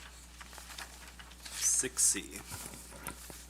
Item 6C is consideration of Resolution 2022-063, authorizing an amendment to the 2022 capital improvement budget to include the purchase of the ply movement exhaust ventilation system. Deputy Chief Murray. Hi. Good evening, council members. Tonight before you, you have a proposal and a resolution to authorize an amendment to the CIP project. So that way we can install a ply vent system in our stations. The system is vital in protecting our overall health, lowering our risk of cancer, and also just maintaining a good atmosphere in the stations from diesel exhaust. So our request is that this be approved tonight. Thank you. Can I have a motion to approve? Motion by Levy. Is there a second? Second by Blakely. Any discussion? I just want to say, Mike. I think we are all happy that you have this. Is this a new technology that we're just able to get now, or? No, it's not necessarily new. It's cancer prevention has been in the forefront in the AFG grants. Okay. And so it's been very well funded. The technology has been around for a while. Currently, our system that we have works on a negative pressure type of system to keep as much exhaust as we can out of the stations. Compared to like when I first got hired, we didn't have that. Have anything. So, but now it actually attaches to the rigs itself, and you know, and actually removes considerable more amounts of exhaust. And so it's been around for a while, proven, tried and true. It's a great system, and we are really looking forward to getting that in the stations. Well, we are happy to participate in you guys getting it. Well, thank you very much. We appreciate that. Any further discussion? Councilor Duncan? I just had something to add. I just want to thank you for doing this and also making the public notice that this is also going to make for a cleaner work environment for our personnel and also our visitors there. And then also to mention that this fits in with two of our strategic goals for our plan and our strategic plan, the goal to create and sustain a high-performing organization, and also the goal to create and sustain high-quality infrastructure and connectivity. So thank you. Thank you, Councilor. Any further discussion? If not, all those in favor say aye. Aye. Any opposed? Motion carries. Thank you. Okay, thank you. Item 7 is licenses. There are none. Item 8 is ordinances. 8A is the consideration of ordinance number 3744, amending the zoning district map of the city of Beloit for the properties located at 2317 West Forest Avenue and 1022 Frobel Drive from temporary R-1A single-family residential district to permanent R-1A single-family residential district. Plan Commission recommendation for approval was 6-0, second reading. Since the second reading, we'll forego the presentation, so can I have a motion to approve? So moved. Motion by Preschel, second by Levy. Any discussion? Not, all those in favor say aye. Aye. Any opposed? Motion carries. Item 8B is consideration of ordinance number 3742, amending the zoning district map from PLI, Public Lands and Institutes District to C2 Neighborhood Commercial Districts for a 150 square foot portion of the property located at 1501 6th Street. Plan Commission recommendation for approval 6-1, second reading. Second reading as well, so can I have a motion to approve? Motion by Second. Blakely, second by Levy. Any discussion? If not, all those in favor say aye. Aye. Any opposed? Motion carries. Item 8C is consideration of ordinance number 3736 to amend sections 179, sub 5, sub B, sub 7, sub E, sub 10, sub B, and sub 10, sub C of the Code of General Ordinances of the City of Beloit pertaining to the Community Development Authority. CDA recommendation for approval was 5-0. Second reading. Second read as well, so. I so move. Yes. Forbeck, second. Second by Levy. Any discussion? If not, all those in favor say aye. Aye. Any opposed? Motion carries. Item 8D is consideration of ordinance 3739, establishing various traffic control regulations on Cranston Road and Henry Avenue. Traffic Review Committee recommendation for approval was 6-0. Second reading. Second reading, so can I have a motion to approve? Motion by Preschel, second by Levy. Any discussion? If not, all those in favor say aye. Aye. Any opposed? Motion carries. Item 8E is consideration of ordinance number 3746, amending section 18.02, sub 15, sub T of the Code of General Ordinances of the City of Beloit, authorizing outdoor vending by the Badger Chord Hawk Chorus Guild Incorporated in Rivers Park. First reading. I believe our Public Works Director, Laura Williamson, will present tonight.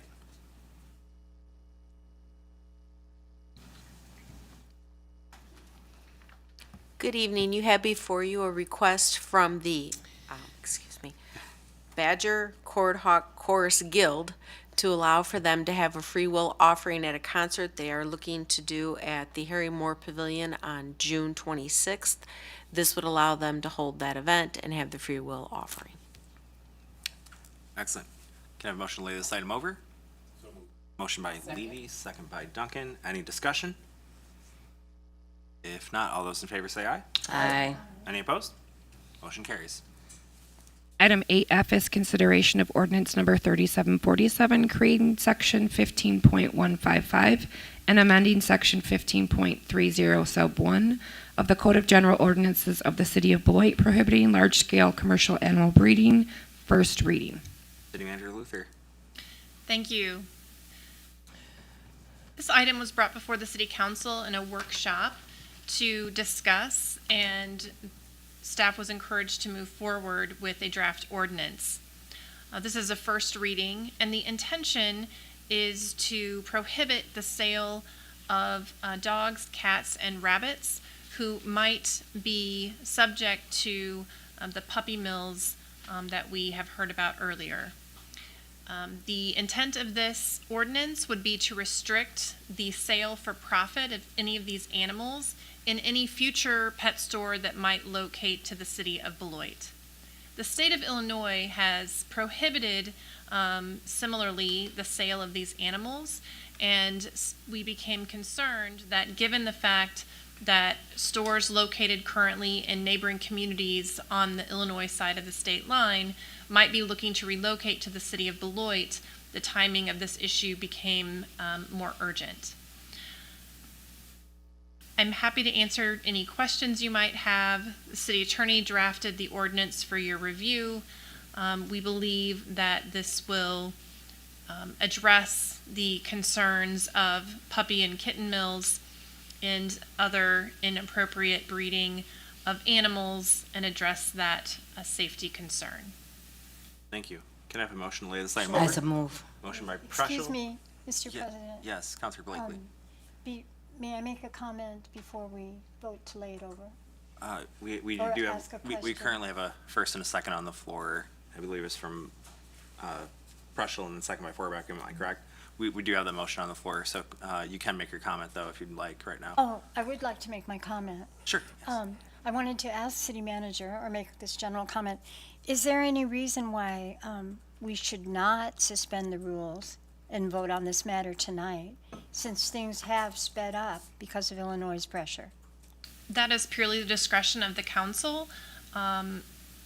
So we're happy to enforce or implement whichever path you choose, whether it be first reading with second reading final, the ordinance being enacted after publication, or if you wish to have a motion to suspend the rules and take both readings this evening, the the ordinance would then be enacted or enforced after publication in 10 days. Is that something you'd like to do? That is something I would like to Okay, do. so would you like to make a motion to suspend the rules? Yes, I would like to make Oh, a wait, motion. we have We to have take a motion No, on I the have to floor. take it. Yes, you have to withdraw. So can you withdraw, if you'd like to withdraw your motion? I withdraw. Counselor My Peaslee, second. Would you like to withdraw your motion? I have a question before I want to withdraw my motion, but maybe we should discuss that under the auspices of her motion, so I'll withdraw it. Okay, so now that the motion has been withdrawn, so Counselor Blakely, would you like to I make a motion? move to suspend the rules so we can vote on this evening. Okay, there's been a motion to suspend the rules. Is there a second? Second by Levy. Any discussion? I have a question. I mean, we're trying to act proactively on this, and is there a consideration there where time might be important? I can't speak to any active interest. I don't have any information either way on if that's what you're asking. Yeah, I'm just wondering if there's something pending, or how. I don't know, but that said, I suppose theoretically, if someone wished to come into a vacant building that was already zoned for that purpose, Yeah. the city may not have that information before it were to occur. Right. Oh, yeah. Well, I just wanted to point out, for the record too, as long as I have the floor, that this does not prohibit partnering of pet stores with our Humane Society and other animal rescue type operations for the sale of, through their auspices. So I just want to make that clear because that was not mentioned before. City Manager. If I may, I think what Councilor Preschel is referring to, because we don't have a local pet store in Beloit, I go outside of the city to a pet store to buy dog food and axolotl food. You can find out more about that later. In any case, there are a number of large retail establishments that do partner with humane societies, so you can still rescue puppies and kittens, but you are not buying them and they are not being obtained through any of the kind of breeding methods that were discussed. Thank you. Any further discussion? If not, we have a motion on the floor to suspend the rules. All those in favor say aye. Aye. Any opposed? Motion carries. Now to the merits. Can I have a motion to approve? I so move. Motion by Forbeck. Is there a second? Second. Second by Blakely. Any discussion? If not, all those in favor say aye. Aye. Any opposed? Motion carries. Item 9 is appointments. There are none. Item 10 is counselor activities and upcoming events. Start with Vice President Keys tonight. Thank you, President Anderson. And I just have to say, wow, and thank you to everyone who came out to provide public comment. It certainly helps us do our job when we hear from the public because our job is to represent you. So I just want to say thank you. My report will touch on 2 items that are related to this evening. Start with just sharing a quick story of one of my best friends. When she was a teenager, she was a victim of religious coercion, where she essentially had her baby stolen from her minutes after she gave birth. She was vulnerable, young, and lacked a safe place for her and her baby to live. She had her life ripped apart the moment her baby was taken from her arms in the form of an open adoption. Over 20 years later, she's a very successful businesswoman, yet continues to grieve and process the loss of her child. She recently shared with me a statement made from someone else going through a similar situation. It's 4 a.m. and I should be asleep, but my thoughts are heavy tonight. In the last 24 hours, I've spoken with 2 expectant moms and 1 new mom. All 3 want desperately to keep their babies. They all have one thing in common. Despite working, they can't find housing they can afford. 2 are temporarily sheltered, and 1 is on the verge of losing her home because she's been out of work on maternity leave. I'm disgusted. This is the society we live in. How on earth can we help all 3 at one time? The proposed project of the Next Step Transitional Living will be a place where for these young mothers and families. If this resource had been available to my friend, she would not only have been able to get on her feet, get her education, pursue her career, but also, and most importantly, keep her baby and raise her son. The longer this project is delayed, the more unnecessary trauma the most vulnerable in our community will face. Trauma associated with separation, violence, exploitation, neglect, and more. This investment is investment into our future and our community. And so I do want this for public record. Please let it reflect that I have directly asked the President of the Council for an agenda item for consideration and allocation of $2 million of ARPA funding for emergency housing in support of the Next Step Transitional Living Project prior to the last 3 meetings. February 25th was the date of my first request. I asked again March 10th and reiterated again March 11th, following the county board meeting where they allocated $3 million to this project. Then again, I asked March 24th and reiterated March 27th. And here we are. This exact item is not on the agenda. The second part of my report is on the city's ARPA funds in general. Again, for the record, I have been asking for an agenda item for council to start the discussion surrounding the use of ARPA funds for emergency housing since November of 2021. I have been pushing for the council to move forward with the greater process since as well.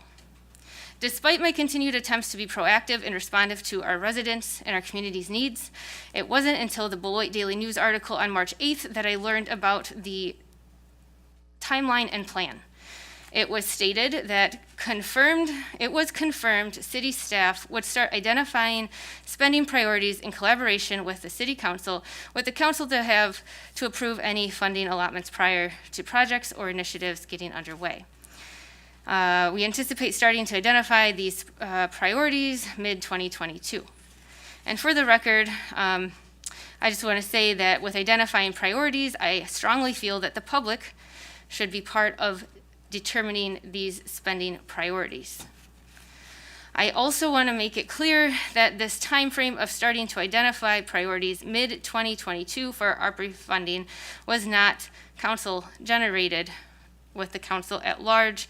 There has not been involvement in determining this time frame or the process that was printed in the Beloit Daily News. From my perspective, the delay, I don't understand this delay, especially when it comes to consideration of supportive emergency housing. This is doing more damage than good. So I ask that the public be heavily involved from the start, the council lead the progress, and that we stop delaying. And as we've all hopefully been listening, the process has really started already, as so many residents have made it clear that we must move forward with ARPA funding to support the Next Step Transitional Living Facility without delay and without strings from other sources. That ends my comment. Thank you. Councilor Levy? Thank you, Mr. President. Recently, I got to attend a YWCA Rock County panel discussion on women holding public office, and our own Regina Duncan was one of the 4 women, one of the 4 elected officials on the panel. You do us proud, Regina. I also attended a meeting in which the Beloit Police Department partnered with Community Action. It was one of their 4 recent meetings. This one focused on the use of force and the Beloit Police Department's mental health initiatives. The meetings were held at both Hackett and Merrill neighborhoods. Very, very worthwhile. And since I'm a member of the Beloit Public Library Board, representative from the council, I want to say again, Happy National Library Week. And remember, as we were told earlier, that little giveaways are being handed out this week, so you might want to run by the library with your kids or for your kids. On a snowy day recently, they had rooms open for people playing chess. They had the doors open for people seeking warmth. And there was another recent PBS When I Grow Up story time. So the library is doing very well. I want to thank all of you, too, who spoke here tonight or sent in letters. It's very heartening to see how much community interest there is in the items that people mentioned. There was more than one item, and we'll be getting to one of those in just a few minutes here. Thank you for the courage for coming forth. And the young lady who spoke earlier, somebody already complimented her. She was great. So if you know her, please pass along extra thanks to her. Be sure to vote tomorrow. polls are open in the city of Beloit from 7 a.m. to 8 p.m. And that's very important to get out for the spring election. And I think the weather is going to be even better than it was today. Thank you very much. Councilor Duncan? Thank you, President Anderson. First, I want to thank all those who gave a public comment this evening. I truly appreciate the concern and input from our community, because I'm sure, just like myself, all the counselors have been receiving also letters and emails from the public, especially as it pertains to the ARPA funds and support for transitional housing. I just want you to know that your voices have been heard. For my counselor activities, on Wednesday, March 23rd, I joined President Anderson along with our engineering staff from the Department of Public Works in meeting with residents who had some traffic concerns. We discussed the dangers on Park Avenue due to speeding and increased traffic volume, replacing the traffic signals at Park and Woodward with stop signs, placing a four-way stop at Park and Clary to provide safety for college students and the daycare, and about endorsing the SLAT's proposal to add bike lanes on Park Avenue. The city's aim is to support traffic calming without moving the problem to other streets. So in addition to that, we reviewed the Park Avenue corridor study and listened to other concerns. From there, an action plan was drafted, which will go before the Traffic Review Committee on April 25th. So special thanks to Bill Frisbee, Laura Williamson, and our DPW team for helping to remedy this issue. I'm also grateful to Bill Dorr, Colin, Jeff, Rod, Dan, Jameson, and Robin Stoffaker, the caring residents who brought this to our attention, for their patience in this effort and for working together with us, because that is what it takes to get things done. Much appreciation to each of you. Next, I had the opportunity to speak with some youth at the State Line Boys and Girls Club last Thursday. I talked with them about the importance of learning in school and being civically engaged, and about our city services. I gave them a 2021-22 strategic plan update book to take home and read with their parents, and I also posted a photo on my Facebook page. We have some really amazing students, and I could tell there were some leaders and future counselors in the room. At the end of the presentation, I had the children join me in saying that if I can do it, you can do it. That said, I also took part in a Zoom conversation about the role of women holding public office. Thank you, Counselor Blakely, for tuning in. I was part of the panel sharing my experiences as a Beloit City Councilor with three other incredible women: Anissa Welch, who is the Milton Mayor, Susan Johnson, a Janesville City Council member, and Kathy Swanson, the Evansville Community School District Board of Education President. I was honored to be part of this group and show the young people that there are no limits to their potential. Special thanks to the panel, Rock County YWCA, and Amy Levy for her hard work on this endeavor. That said, I want to give heartfelt congratulations also to Attorney Ashley Morris. She was appointed to the bench by Governor Evers and will be the first woman of color to be a judge for Rock County. She is a former public defender and will do well upholding the rule of law. Way to go, Attorney Morris. Also, I attended the Greater Beloit Economic Development Corporation Board Quality of Life Committee meeting, which was at the Beloit Public Library on March 29th. Special thanks to the members of the committee and Jen Hall, our Economic Development President and CEO, for her leadership.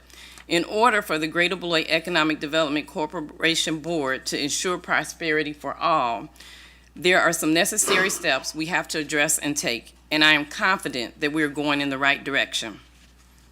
Also, Election Day is tomorrow. Please be aware that your ward may have changed due to statewide redistricting. The polls are open from 7 a.m. to 8 p.m. and are listed on the City of Beloit website, or you can go to vote.gov. If you should have any questions, please call our Clerk Treasurer's office at 608-363-6680, and remember to take a photo ID with you to the poll. If you haven't voted already, I encourage everyone to please go out and vote tomorrow, because your vote counts. And I also have that on my t-shirt tonight. So this ends my counselor report for this evening. Thank you. Councilor Preschel? Okay. I wasn't going to have a report tonight, but I have to say something. I don't know where this nonsense started in this city except maybe some bartenders talking too loud to too many people listening to them. But this council has been accused of being a rubber stamp or a do-nothing or not understanding its role. And I've been on this council for 6 years, and I've seen a lot of city councils before this one. And this one has always understood its role and has always acted within that role. I think what you're mistaking for our collegialism up here is good government. You're seeing a good, sound operation that's well-managed, it's deliberative, it's conservative, it's practical, and it's pragmatic. And if that's not enough drama for you, you've got to invent some. You've got to point fingers at us for problems you should be solving. People came to us tonight, and they made a great presentation. They've been making this case for the last month, and we're acting on it because we think we should. And that's how it works. I'm sorry that you can't find something more entertaining to talk about at the bars, but knock it off. We've got good government. And we're going to continue to have good government when I leave in a couple weeks. Just knock it off. You're going to build something, don't tear it down. And that's the end of my report. Thank you, Mark, for saying that very well. I'm not going to have a report about what I'm doing, but I just want to quickly say early thank you to the staff who's going to be running our elections tomorrow. And I just have a personal story. My husband and I both had absentee ballots, and I went to run them in. And of course, the rules have changed in Wisconsin, and I could only hand mine in.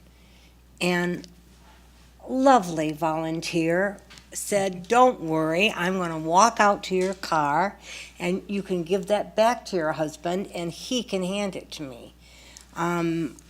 I just don't know if people know of all the thoughtful work that goes into an election. But I'm telling you, well done. So thank you. That's all. And now to my report. First off, I just want to thank everybody for speaking and those that wrote in comments and made Marcy read for 45 minutes. We really do appreciate it. This is a topic that I know is very passionate for many of you. I know many of you, and those of you that I didn't know prior to this, I really appreciate you stepping up and saying what you felt about this project. And I do want to thank folks like John who apologize for sending us too many emails, but I do appreciate the information. You can never have too much of it. So thank you to all of you. I know sometimes government can feel like it takes forever, it can feel slow, but we're going to get there. I feel really confident. We have a great council, we have great staff, and we also have a great community. So it's going to take one step at a time, but we're going to get there, and your voice does matter. And I know sometimes it doesn't feel that way, whether it's local government, federal government, or state government, but I know this group of council members, all 7 of us, we're listening. We do care, and we're going to definitely do something positive in this community with the ARPA funds down the road, and we're going to start kicking out of the conversation tonight. So genuine appreciation for everybody. Last thing I'll say is good luck tomorrow, Marcy, with the election. Those of you that might not know, I assume most of you that are here tonight probably do know that we do have an election tomorrow. It's for the local offices. Please get out and vote. Tell your friends to vote. Unfortunately, very few people do vote in these elections, so get out there, make your voices heard, and you can help really drive the future of government here, and not only in Beloit, but in Rock County.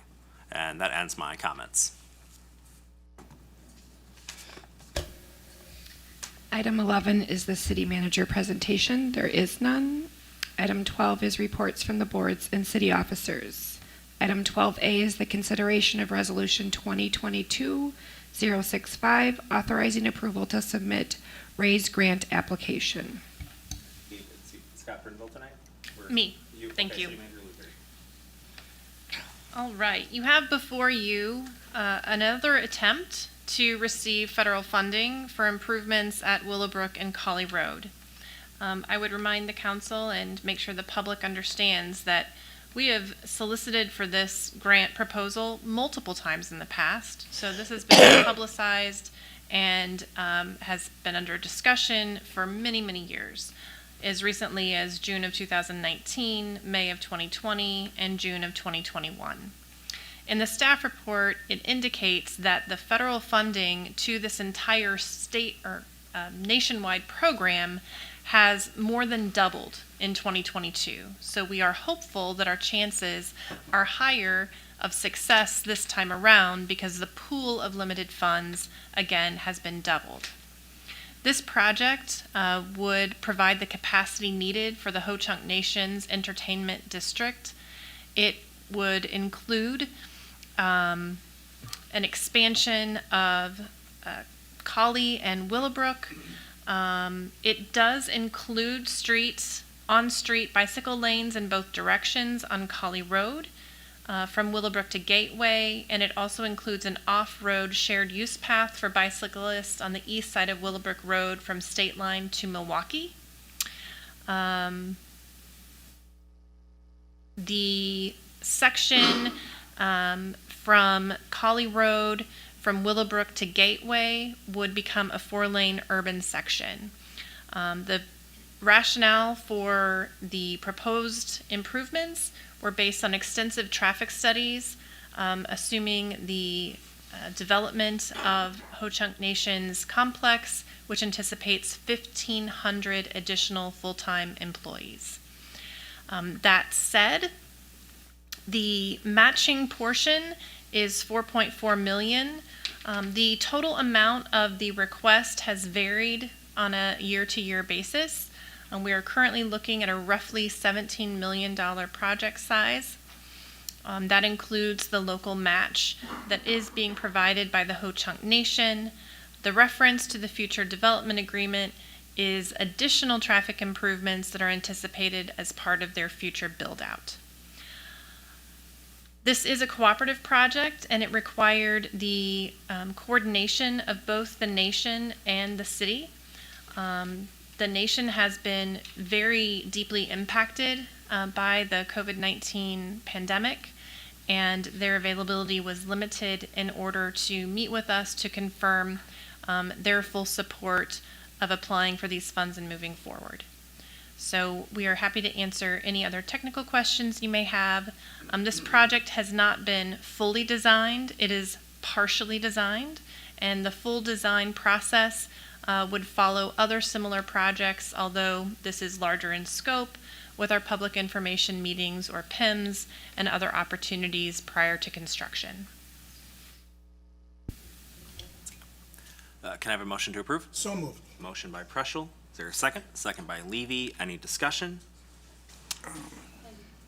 Vice President Keys and then Councilor Preschel. Thank you for the presentation and clarification. And hearing some of the residents' concerns as far as from safety, my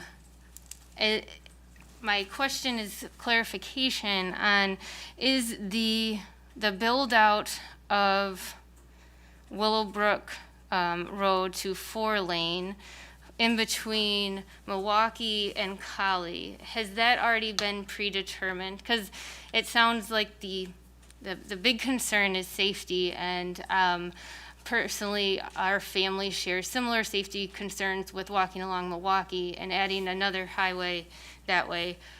Could you speak to that part of the grant application process, and is that part set in stone when we support this resolution for the grant?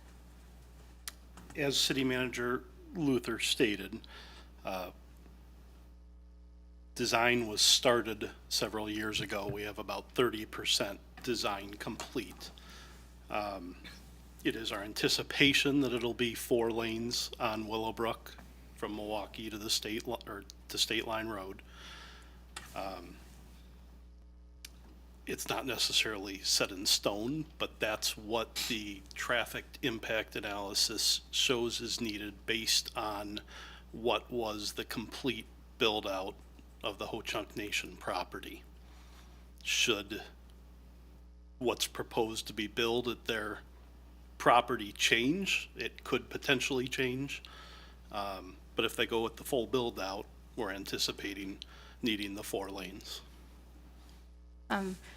Given that the process started several years ago, and I appreciate you have to sometimes try for grants several times, was the public was the public process started and implemented at that time for the expansion of Willowbrook and in that area? Each time this project has went forward to try to get a grant from the federal government, the council has heard about this project and needed to approve applying for a grant. Council President, if I may elaborate on that. Yes, City Manager. The Ho-Chunk Nations project had an extensive and robust environmental study that was conducted as part of their federal approval. These public improvements have been included in public documents for years and years. There has been multiple opportunities at every exchange regarding the Ho-Chunk Nation's development from its initiation probably 10 years ago. So this is not a new concept. This has been discussed in a public forum and in all of their submittal documents from the beginning. So I just wanted to share that bit of additional information. I definitely support improving the infrastructure from Willowbrook and associated with preparing for this project. When it comes to safety and public participation with such a big project, given that it's been ongoing, I just am sharing that I would hope that before the plan was set in stone, that we would move forward with what I feel is a pretty excellent public process for when we approach big road projects like Cranston Road, Henry Avenue, highlighting the process and the public involvement there. And so with the restriping of Cranston, I mean, they pack the places.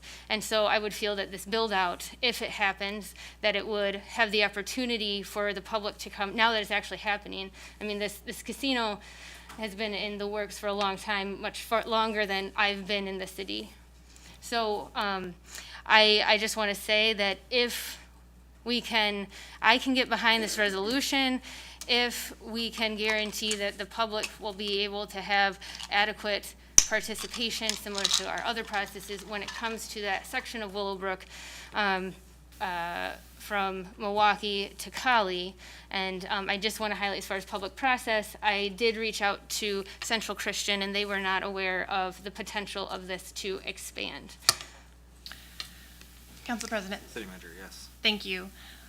So as in every other grant application process, until and only if we receive the federal funds to move forward, would we start pursuing final design. So I think I made clear in my presentation that should we receive the award, that would come back to City Council, the project would begin the final design process, and that is when the PIM or public information meetings would then occur. And then, so just to clarify, then that could include the portion about the 4-lane, whether or not that part would be expanded to 4-lane. Yes, if we got this grant, If we got the grant. we would have a PIM to discuss the details of the project and get the public's input. Okay, thank you. Councilor Brushel? I just wanted to make sure people understand that there's plans to put a bike path on the south side of Milwaukee Road from going out White to Fruzen or Lee Lane. And that's still pending a grant application we authorized, what was it, this last month or two? So there'll be there's that coming in that's separate from this. And there's, I would imagine this is your traffic impact statement may have already indicated there's going to be need for traffic lights at Willowbrook and Milwaukee. I don't know, but I would assume that since we're talking about a 4-lane, a big conversion there. Yes, I just wanted to make that clear. And then some people wondered about there will be an off-road bike path on the east side of Willowbrook, and there will be both directions. There'll be a bike paths out to Collie Road, and I would imagine your design is going to straighten out that S-curve because it would be insane not to. Be softened as much as possible. And the new overpass for the interstate, I assume, will accommodate the 4 lanes. You won't have a bottleneck there. So There is actually one point of clarification here, and this was my mistake in writing the overview for this project. It talks about Collie being a 4-lane road from Willowbrook to Gateway, but it actually will be 4 lanes from Willowbrook to the new casino entrance, and then at some point between that and the interstate, it would neck down to 2 lanes. Gotcha. So that it can Somewhere get on under the interstate. on that disappearing S curve that we're gonna get rid of finally. Yes. So I won't be terrified riding my bike out there if I ever get And up much to it better again. pavement quality out there, too. That was my go-to path to get out to the Gateway, was Collie, and it's a terrifying ride for a bicycle. Yeah. And Especially yes, nowadays. This grant application also includes signalizing the intersection at Willowbrook and Milwaukee. Okay. Yeah, okay. So, thank you for clarifying that and bringing those details out. I appreciate it. Any further discussion? Seeing none, all those in favor say aye. Aye. Aye. Any opposed? Motion carries.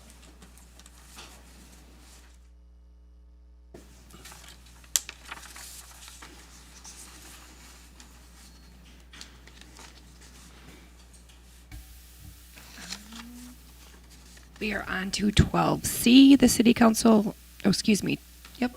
12B. 12B. B, sorry, consideration of resolution 2022-070, authorizing setting aside up to $2 million in funds for the Rock County Matching Grant Program to alleviate homelessness. Eric Miller. Hi, good evening. So at the direction of the council president, the attached resolution was drafted in response to the Rock County Board of Supervisors' action to reserve American Rescue Plan Act, ARPA, funds for an initial initiative to aid all municipalities and 501c3 charities in Rock County in their efforts to provide resources to help alleviate the challenges of homelessness. The county board committed a total of $3 million for eligible projects at a match of $1 for every $4.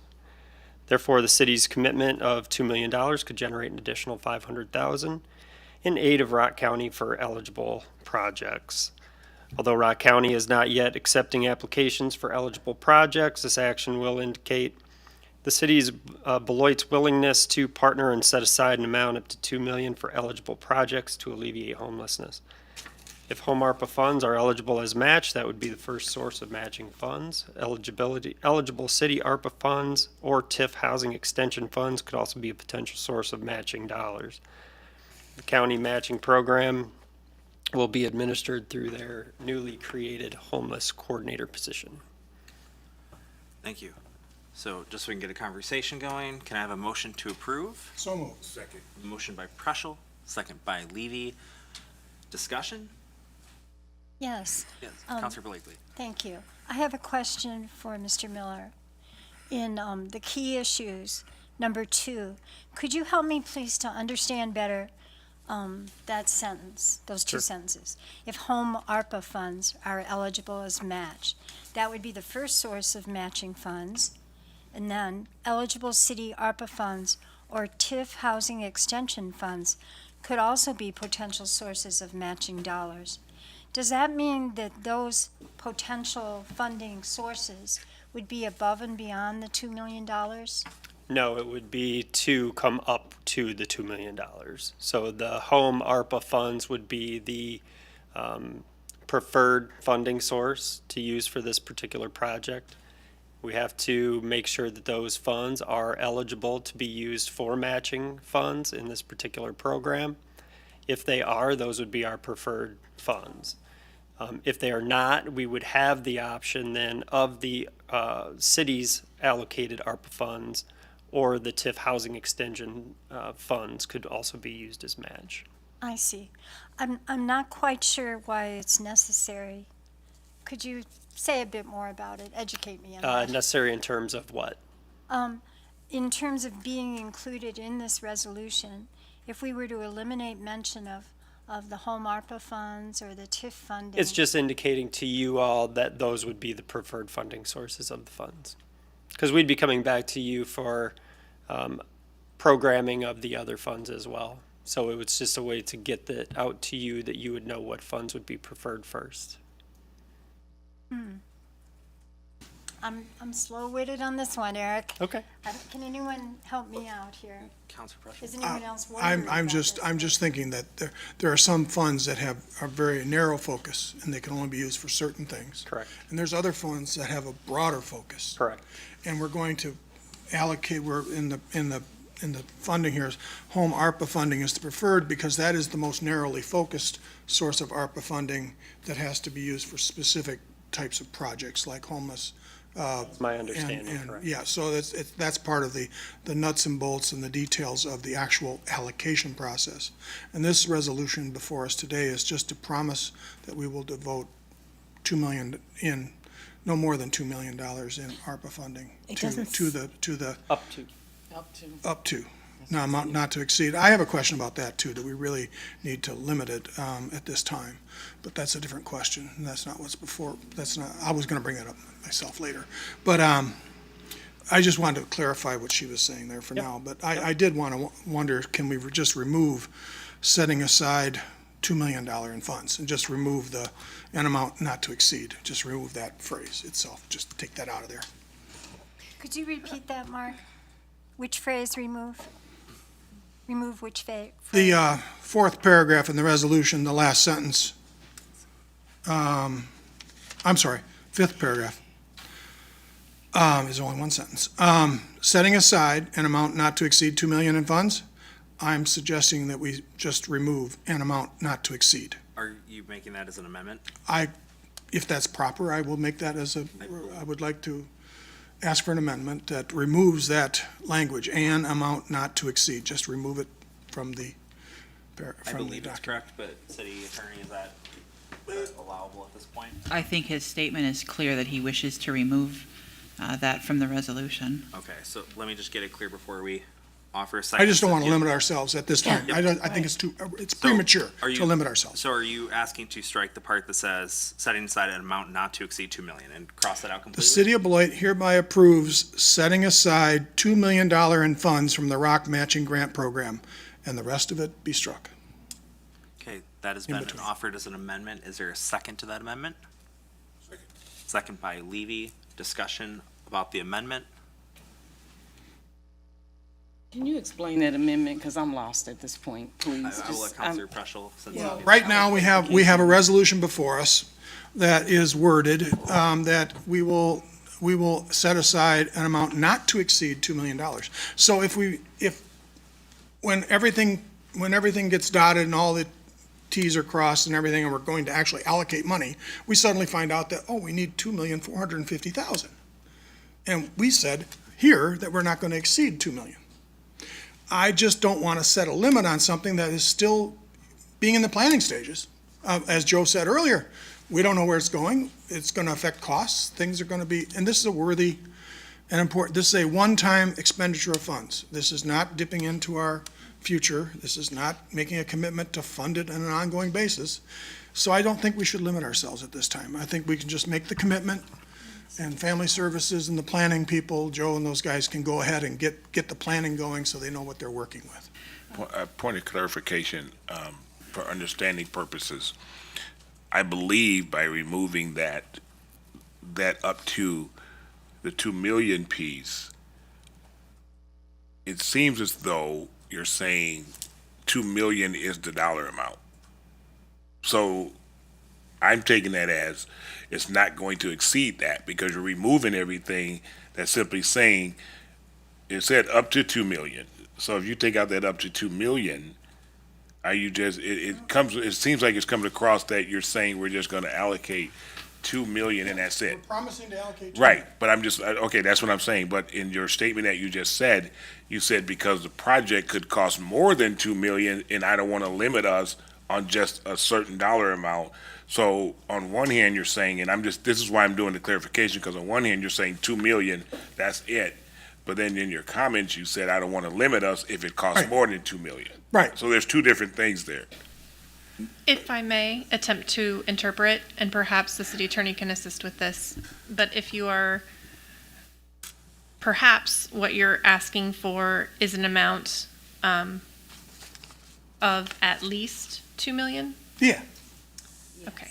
That might make it more clear. I was just going to say that. So, city And attorney. then Go ahead. If you had something. Well, I was just going to, so we're all on the same page. The last paragraph will read, "Now therefore, be it resolved that the City Council of the City of Beloit hereby approves at least $2 million in funds for the Rock County Matching Grant Program for the purpose of alleviating homelessness." If that's legal, that's better. Thank you. So there's a motion, to amend the resolution 2022-070. You'd be looking for a second, Mr. President. Okay. Second. Okay, we have a Clear. motion. Okay, there's a motion and a second, right? Yes, yeah, motion second. We have motion by Preschel, second by Forbeck. Point of clarification one more time to the city attorney. So if we use that language, are we saying that if all the numbers come back and they exceed that 2 million, then we can allocate more funding above that 2 million without having to come back? Now, that being said, I'm just, first of all, I just want to make sure, am I clear on that? No, I would, if you're going to say at least $2 million, I think this is just an intent resolution. This doesn't have any of the specifics that you're going to need to apply for a grant from Rock County or do anything else. So I think that at this point, you're just indicating your willingness to promise at least $2 million towards committing funds towards the grant program. The actual meat and potatoes of what you're going to need to do will come back before you at a future meeting. I can live with that. I can live with that. But Yes, Councilor Levy. I think what we also need to make sure that we're understanding is what's on the table tonight for us is to voting to set this money aside. I think Joe hit the nail on the head, and it's exactly what I was saying at the county level. Without the funding, we don't need to talk about the design. We don't need to talk about the building. We don't need to talk about anything because we wouldn't have the money. And I guarantee you, and the sheriff may have been there that night, it was a very long discussion at the counties. We had to bring it back because that was the argument that I was saying is if we don't agree or vote to approve the set aside funding, there's no need to have a discussion on anything because they don't have the money.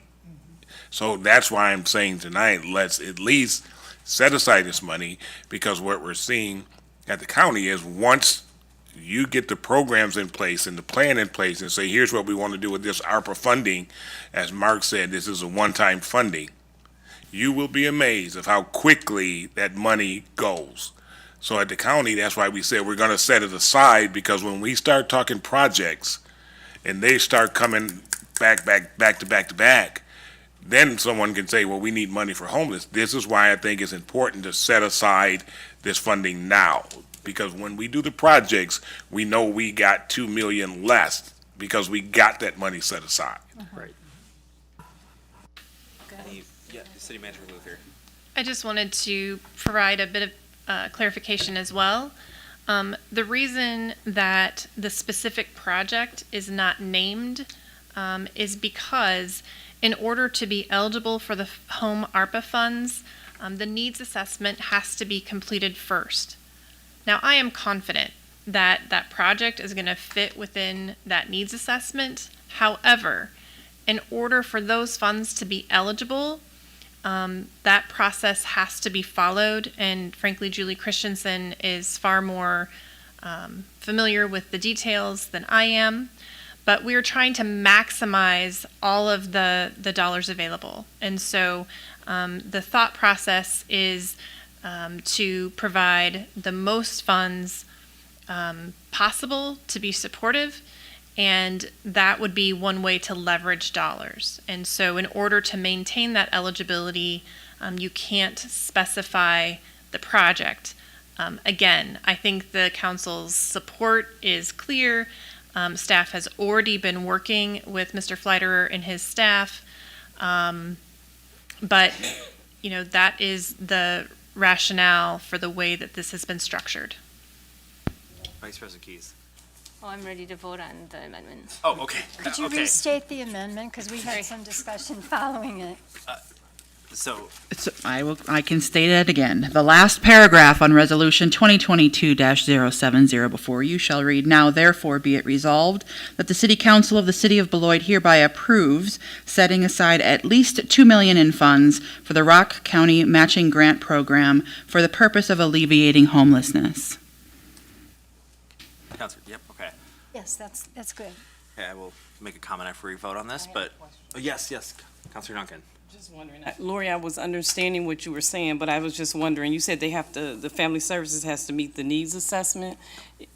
I'm trying to understand that because why can't we use the clause to say, once they meet that criteria that we could do? I'm just wondering how that goes. So, what we have suggested is that there are multiple potential funding sources, and that one of them is the home ARPA dollars.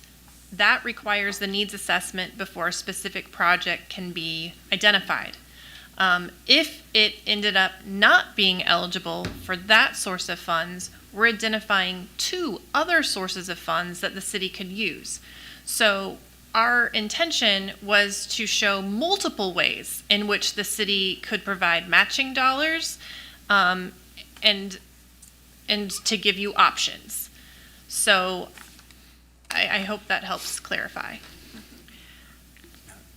Because staff gets a little persnickety about the details about where the money's coming from that we're setting aside for you to do this future project that hasn't yet been completely designed. And so we're trying to lay out the multiple options in which you can achieve that end result. And Before that, Vice President Keys had something. Since I was going to wait to ask about the clarification on that, but since we are discussing that now, could you speak to the timing of when we would know if home ARPA is eligible, how much of those funds we get, when would those become available, and when would the TIF housing dollars become available? So I can speak to the beginning, perhaps, as Julie comes closer to this podium. We know that there's $2.4 million available in home ARPA funds. We believe that, that process has begun, as I understand it. I'm going to deflect to her. So we're in the middle, nearing end of the needs assessment. So they've met with, they being Jennifer Petrozella from Janesville, Andrew Baker from Rock County, and Terry Downing from Beloit, have met with the Homeless Intervention Task Force. We've done a survey, met with BATFO.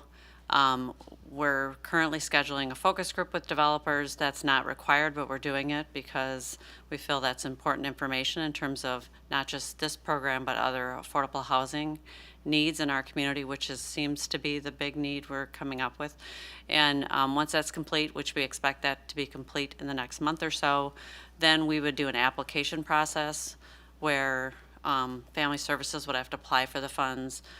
We would take it through CDA like we do other home and CDBG funds, and then ultimately bring it back here. But that's going to take a few months, but I think that family services, from what I gather, still has some homework to do anyway, to figure out what, kind of flesh out the project a little bit more. And I actually think we have a meeting with John next week to talk about funding as well. So I think we're walking down the path. But as is the case with federal dollars, which you guys are familiar with, we have to follow that process.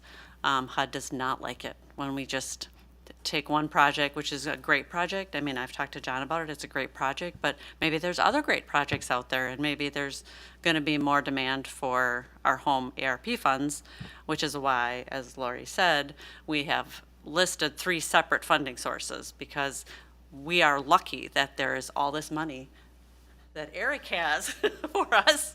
I think we've got a lot of funding available. So I think from the city manager's perspective and the finance director's perspective, home ARP funds were specifically delegated to communities to help with homelessness. So that seemed like the top priority is to take those funds, which were delegated for that specific purpose. But if there's huge demand for those dollars, or, I mean, I don't think it's gonna, like Lori said, that we're gonna find that this isn't needed. We have other funds that we could contribute to meet that amount. So I think we're just not coming to you saying, we have funds, one source of funds. We're saying, we have three. We'll figure out which one will work. In addition, as was previously indicated, there are requirements for eligibility for these different sources of funds. And so we wanted to go with the first pot of funds that were highest, had the highest likelihood of being eligible, and then the other funds that may or may not, but likely would be eligible. We're confident that either way you cut it, there's $2 million available. And while the county is hiring their staff and developing their application, working through their process, which has not yet been finalized, and I don't know the timeline on that. That's why I distributed the press release. That's the only information I have regarding how that timing will work. But we can't move forward until that is completed also. So again, we're just trying to provide you with multiple options. Oh, and the other thing regarding the home ARP funds is that we haven't actually discussed with John and Family Services whether he would be able to meet the requirements of that grant, because when you're developing housing, you have to, basically 100% of the people served have to be at risk of homelessness, and there's a lot of different regulations in place through those dollars. And I don't know, John, if you've even looked at that. So, I mean, I think we need to have a further conversation with Family Services anyway, just so that they know kind of what they're getting into with the HUD dollars as well, so. Vice President Keys. So a couple things is with the home ARPA, it's been my understanding that it's $2.4 million that is going to be distributed between Janesville, Rock County, and the city of Beloit, funneled through Janesville, going through this process. It's going to be a process with HUD strings attached. And so in prior discussions, it sounded like the process would be ongoing through the summer. The soonest we could get money, actual dollars here, would potentially be this fall, is what Julie has indicated in previous discussions. So that part of this resolution is, for home ARPA, is telling me that the soonest we could get funds to Family Services would be this fall. Also, it was mentioned the question of if this project qualifies, the county approved and set aside $3 million of ARPA funding. This is what straight ARPA funding is supposed to be for projects like this. And 26 people came out tonight to support this project. I just want to highlight that. And we are to be responsive to the community. And it had been asked, and the understanding that it would be for Family Services, and it sounds like the only reason why it's not for Family Services written on this resolution is because we're tying it to home ARPA first. And I don't see the need to do that with this resolution. I feel following the county's lead, we can use our ARPA funding. The county has the potential to get home ARPA funding as well. And I feel that we, as it's been so eloquently stated by many, that timing is of the essence. And the longer that we wait, if we wait for home ARPA to be available for this project till the fall, it's more trauma to our community. And I also want to mention— How is that more trauma to our community? Brittany? The more that we delay this project and these resources to these vulnerable people, the longer, I mean, we can call up any— Brittany, there's not a person here on this council who would want to have these poor people delayed at all. Julie is just telling us that there's a process. We can approve regular ARPA funding for this project. We can strike the strings attached through home ARPA and the TIF dollars. It sounds like we can do that. The ARPA funds are there. Are there, but there's more strings attached and it would be delayed. And it's not designating for sure to family services. We got to, and I hear the conversation, but what I'm thinking is, if we get this money, we allocate it to family service, we allocate it to whoever right now. Joe has said they got to find a building, they got to find something, someplace, they got to find a site. So that's going to take some time. So we had a similar discussion at the county level. We can, here you go, family services, here's the money. So they're going to be sitting on it till they find a site, till they find a person to run it, till they talk with Joe and says, how much is this going to cost? How much is that going to cost? So family services is going to be doing exactly the same thing we're doing, holding it until everything gets done.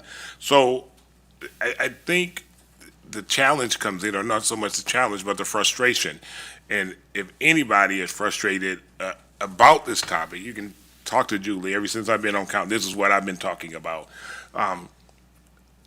But things can't happen overnight, because especially when you deal with HUD and on the CDA, I'm constantly saying, can't we fight HUD? And Julie's like, no, we can't, because this is what I think what happens in society is we want it now. We want to vote it. Boom, it's done. Everything is okay. But it doesn't work that way. I get it. I mean, I get it. Do I like it? No. But that's the rules. That's the process. Because we can give them the money right now, and they're going to be holding it and saying, well, Joe, you need to speed up the effort on finding me a site. And Joe's like, well, I'm doing the best I can. So, and I'm just using you as an example. So we have the money. I'm happy that we finally got the money set aside, because now we know that we got it earmarked for this. We got it earmarked for this because before we didn't have that. And if we had started a conversation on what we're going to do with all of this extra money we have, this could have gotten away. So I think when we talk about the staff and everything, I think what we sent a message early on and said, this is what's important to us. Now, when the money came available, they said, okay, we know where $2 million of this dollars has to go, and we're going to earmark it for this, so we can address it. I know Councilor Forback, I know you had a comment prior, and then we can go back to No, Key. no, that's all right. You're okay? Okay, Yeah. we'll go back to Keys and then Preschel? Yep. Yeah. Okay. Vice President Keys. I absolutely agree that we need to set the funds aside. I would like to see it stated that it's for family services. And I do have a question with regarding the HUD with requirements for ARPA Home. Are those HUD requirements attached to just the straight ARPA dollars? So to clarify, if you wish to take that action, then you would have to remove home ARPA funds. They would no longer be eligible. And I would also like to note that the county did pass an amendment that was not very well publicized, but the county administrator wished to make sure that I was aware that they had amended their language to require eligible projects.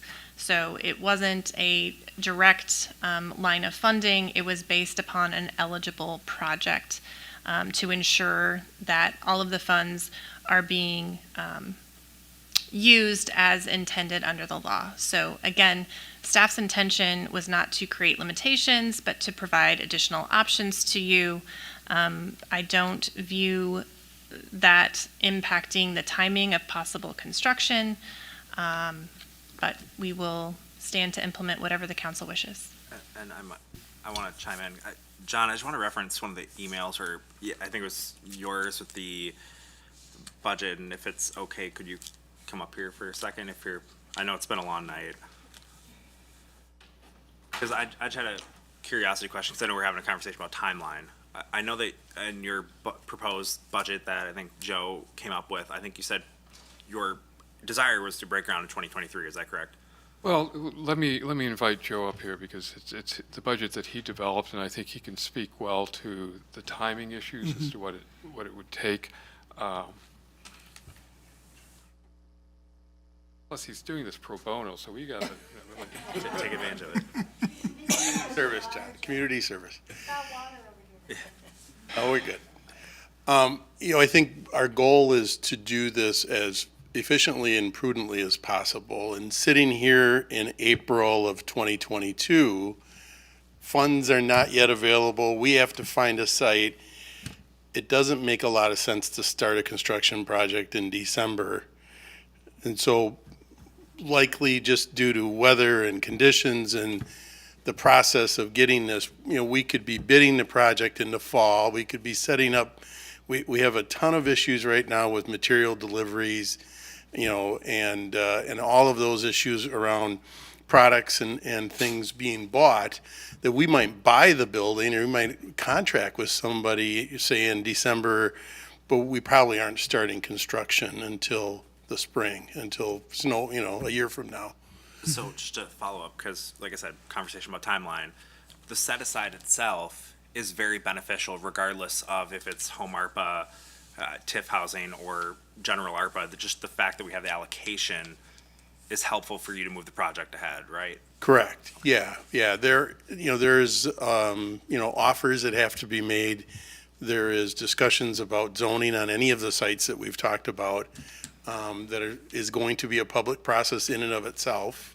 If we, in a couple of the sites, housing was a conditional use, so we might have that. On other sites, it was allowed, but, are we housing, are we a daycare?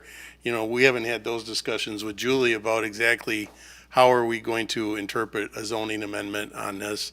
So there's a lot there, but it's hard to go make an offer on a site when you don't have the money. So those are the things, the chicken and an egg discussions that we need to have. Yeah. Mm-hmm. Specific to the budget question, it looked like that 2 million would probably help this project move forward, but it would not. It might not ensure that the daycare happens. It sounded like with the 3 million ask that multiple people had brought forward, that would help ensure that the child care facility and the necessary parts that go into building it would be more likely to happen. Would you be willing to speak? Did I interpret that correctly? Well, I think we have to decide, once you've determined a budget, we can determine what we can do in that budget, right?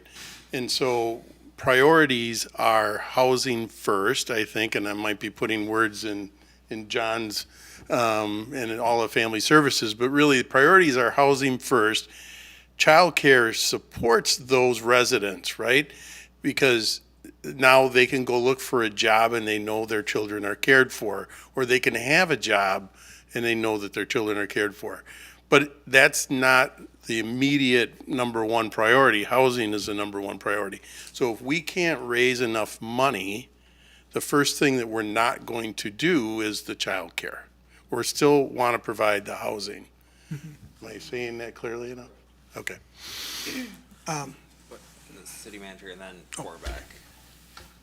With the proposal on the floor, there's nothing that would preclude the council from seeing a final application with a final budget and final amenities that may increase the 2 million that you're interested in, and still have all of your funding sources available to you depending upon what's eligible.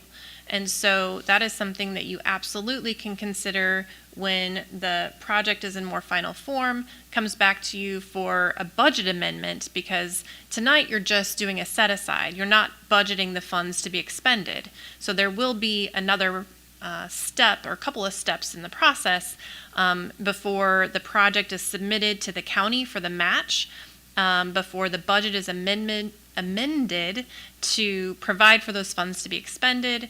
So from my perspective, you have maximum opportunities available to you, and what you're doing tonight is you're providing the intention and the support for the homelessness prevention project, and in doing so in a way that keeps your leveraging options available. So that, I believe, is what we were trying to provide to you. I think it's, again, consistent with the timeline that we'd previously heard. And there are multiple public steps that have yet to be completed before this project will be ready to be under construction. And that was the point of my maybe somewhat awkwardly worded amend that, that we approved. But I'd also like to point out again that we're trying to maximize the narrow focus of certain ARPA funds over the more broad focus of other ARPA funds, because there are many, many other worthy projects out there. Kevin's harped on it for years, and I will concur with him. We need to do more about our male homelessness. And, I know that's not a big emphasis of your project and what we're looking at here, but it needs to be a focus of some of those homeless dollars somewhere. And there's other worthy projects. We've had one come before us, which I kind of doubt, but anyway. This one is worthy, and that's why I propose that amendment. But I just don't see removing that being any benefit really is at this point in time. Councilor Forbeck. I just want to say that this is my sense of what we have done today. We wanted to get this out here because we want to say to you, John, that you can go back to the Rock County Board and say, yes, the city of Beloit is also really going to participate. And then, frankly, with Smart Mark's change, it got even stronger. We were saying up to 2 million, and right now we're saying at least. I mean, that's given, not only from us we are saying that, but certainly if we have new members of our council, that really shows what we hope the direction is going to be. So I think we're coming out of this, Brittany, stronger than when we came in today. Council President? Yes, Vice President Case. I think the setting aside is great, and I feel like everyone is supportive, and for the family services. Just reading the resolution, because it doesn't say family services, can family services confidently say that this money's going to them? I guess that's my big concern, because without it saying that in the resolution, I mean, can they take this to the county, and can they say that? Because if they can, that's excellent, and I'm very happy about that. But without it being said in the resolution, how can they legally say that they have this money coming towards them, or set aside just for them? Well, I think Julie answered that.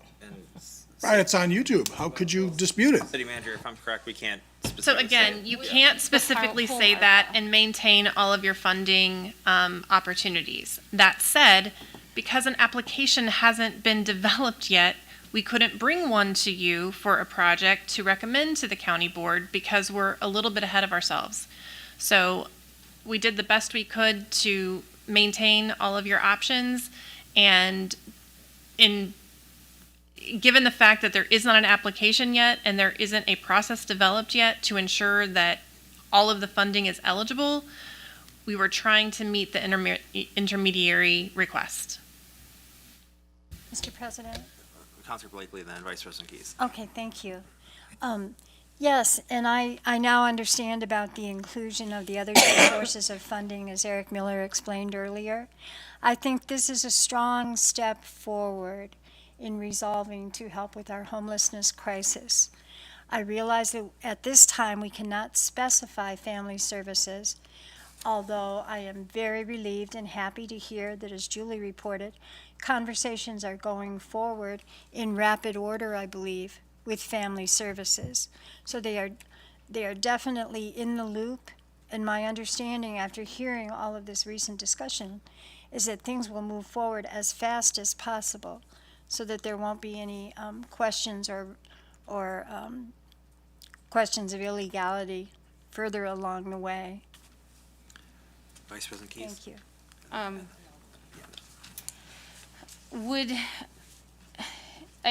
I want to just clarify in response to the city manager with respect to going to the county for the match. My reference was, can family services go to the county and tell them with respect to being able to get the funding that was set aside for them? Can they confidently say to the county, I guess I'm asking for Family Services perspective, without this written in the resolution, will you be able to go to the county, Family Services be able to go to the county and say, look, the city said that they would support us?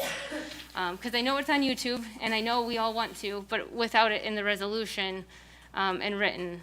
My understanding, and please correct me if I'm wrong, but in my interaction with the county administrator, they're not going to entertain a joint project until they have an application to move forward. So I'm not sure I understand the question. I don't believe they are planning to take any additional action until that coordinator is hired and an application is prepared. Thank you. I wasn't speaking to the match process.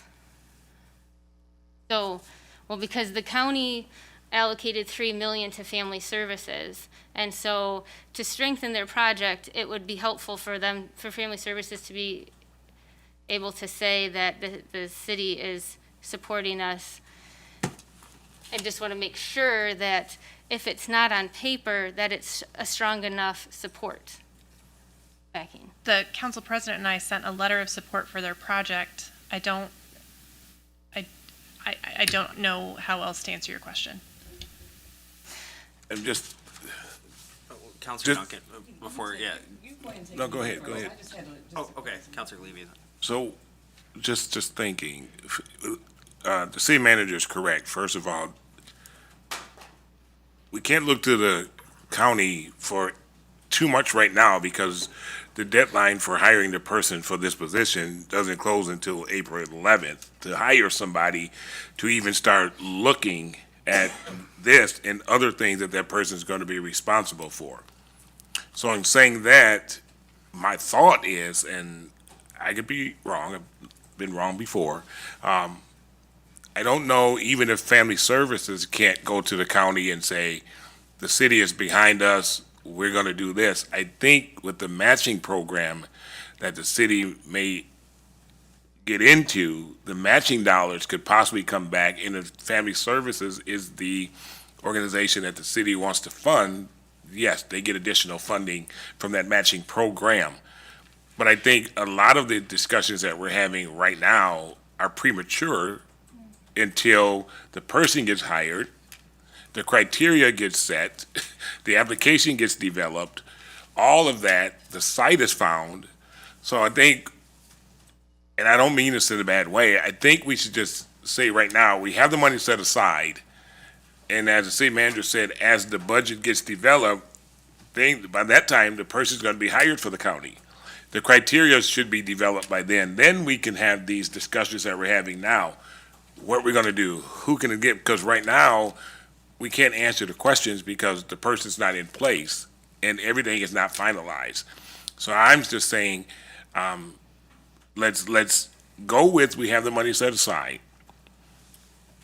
Keep our questions coming, so when everything starts falling into place, we can ask those questions of people who can answer them. Because right now, nobody has an answer because everybody just has the money set aside. The county has the money set aside.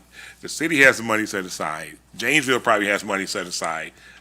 But nobody has anybody in place to say, here's what you need to do with the money. So I think we need to wait till all of that gets fleshed out, then have those knockdown conversations. But right now, let's just rest that we got the money set aside. Well, and I'll just say too, like, I know that there's a lot of unanswered parts, but this was a consensus that I heard from a lot of the council members, is that the county made a move, we need to make a move too, because we want to respond. We want to show them that there's seriousness from us, and I think just the conversation we're having tonight shows that we are serious about doing something, so I do appreciate that. Councilor Duncan, did you have something that you'd like to add? Yeah, I just had a question, and I don't know if this makes sense or not. We've been here kind of late. But first, I just want to say that I wholeheartedly support the efforts of Family Services and with transitional housing. This has been going on for over 30 years, so we know we have to do something. But this is just a question, and maybe we've done this, I don't know. But as we move forward, I would like to ask that we have a workshop open to the public about ARPA funds to discuss some of the guidelines regarding eligibility and such. So that's just a question. So you're asking the president? Yes. Yeah, Is this something we can have on our agenda? If there's desire, to- absolutely. I just think it needs to be open to the public because there is a lot of clarity and things that we still, and I know that the county and everybody's learning about this together. These dollars are, they're out here. So yeah, I think it would be helpful to us as a council and also to members of the public and to our partners such as Family Services. And so I would like to ask that. We could get organized. Any further discussion? I know we kind of got away here a little bit. We still have the amendment on the floor. Any further discussion more directly related to the amendment at this time? As to the amendment, I guess highlighting that applying for the match, it could be $2,500,000 for the Family Services project, if it was determined to be an eligible project for the match. So I want to highlight that. Highlight it in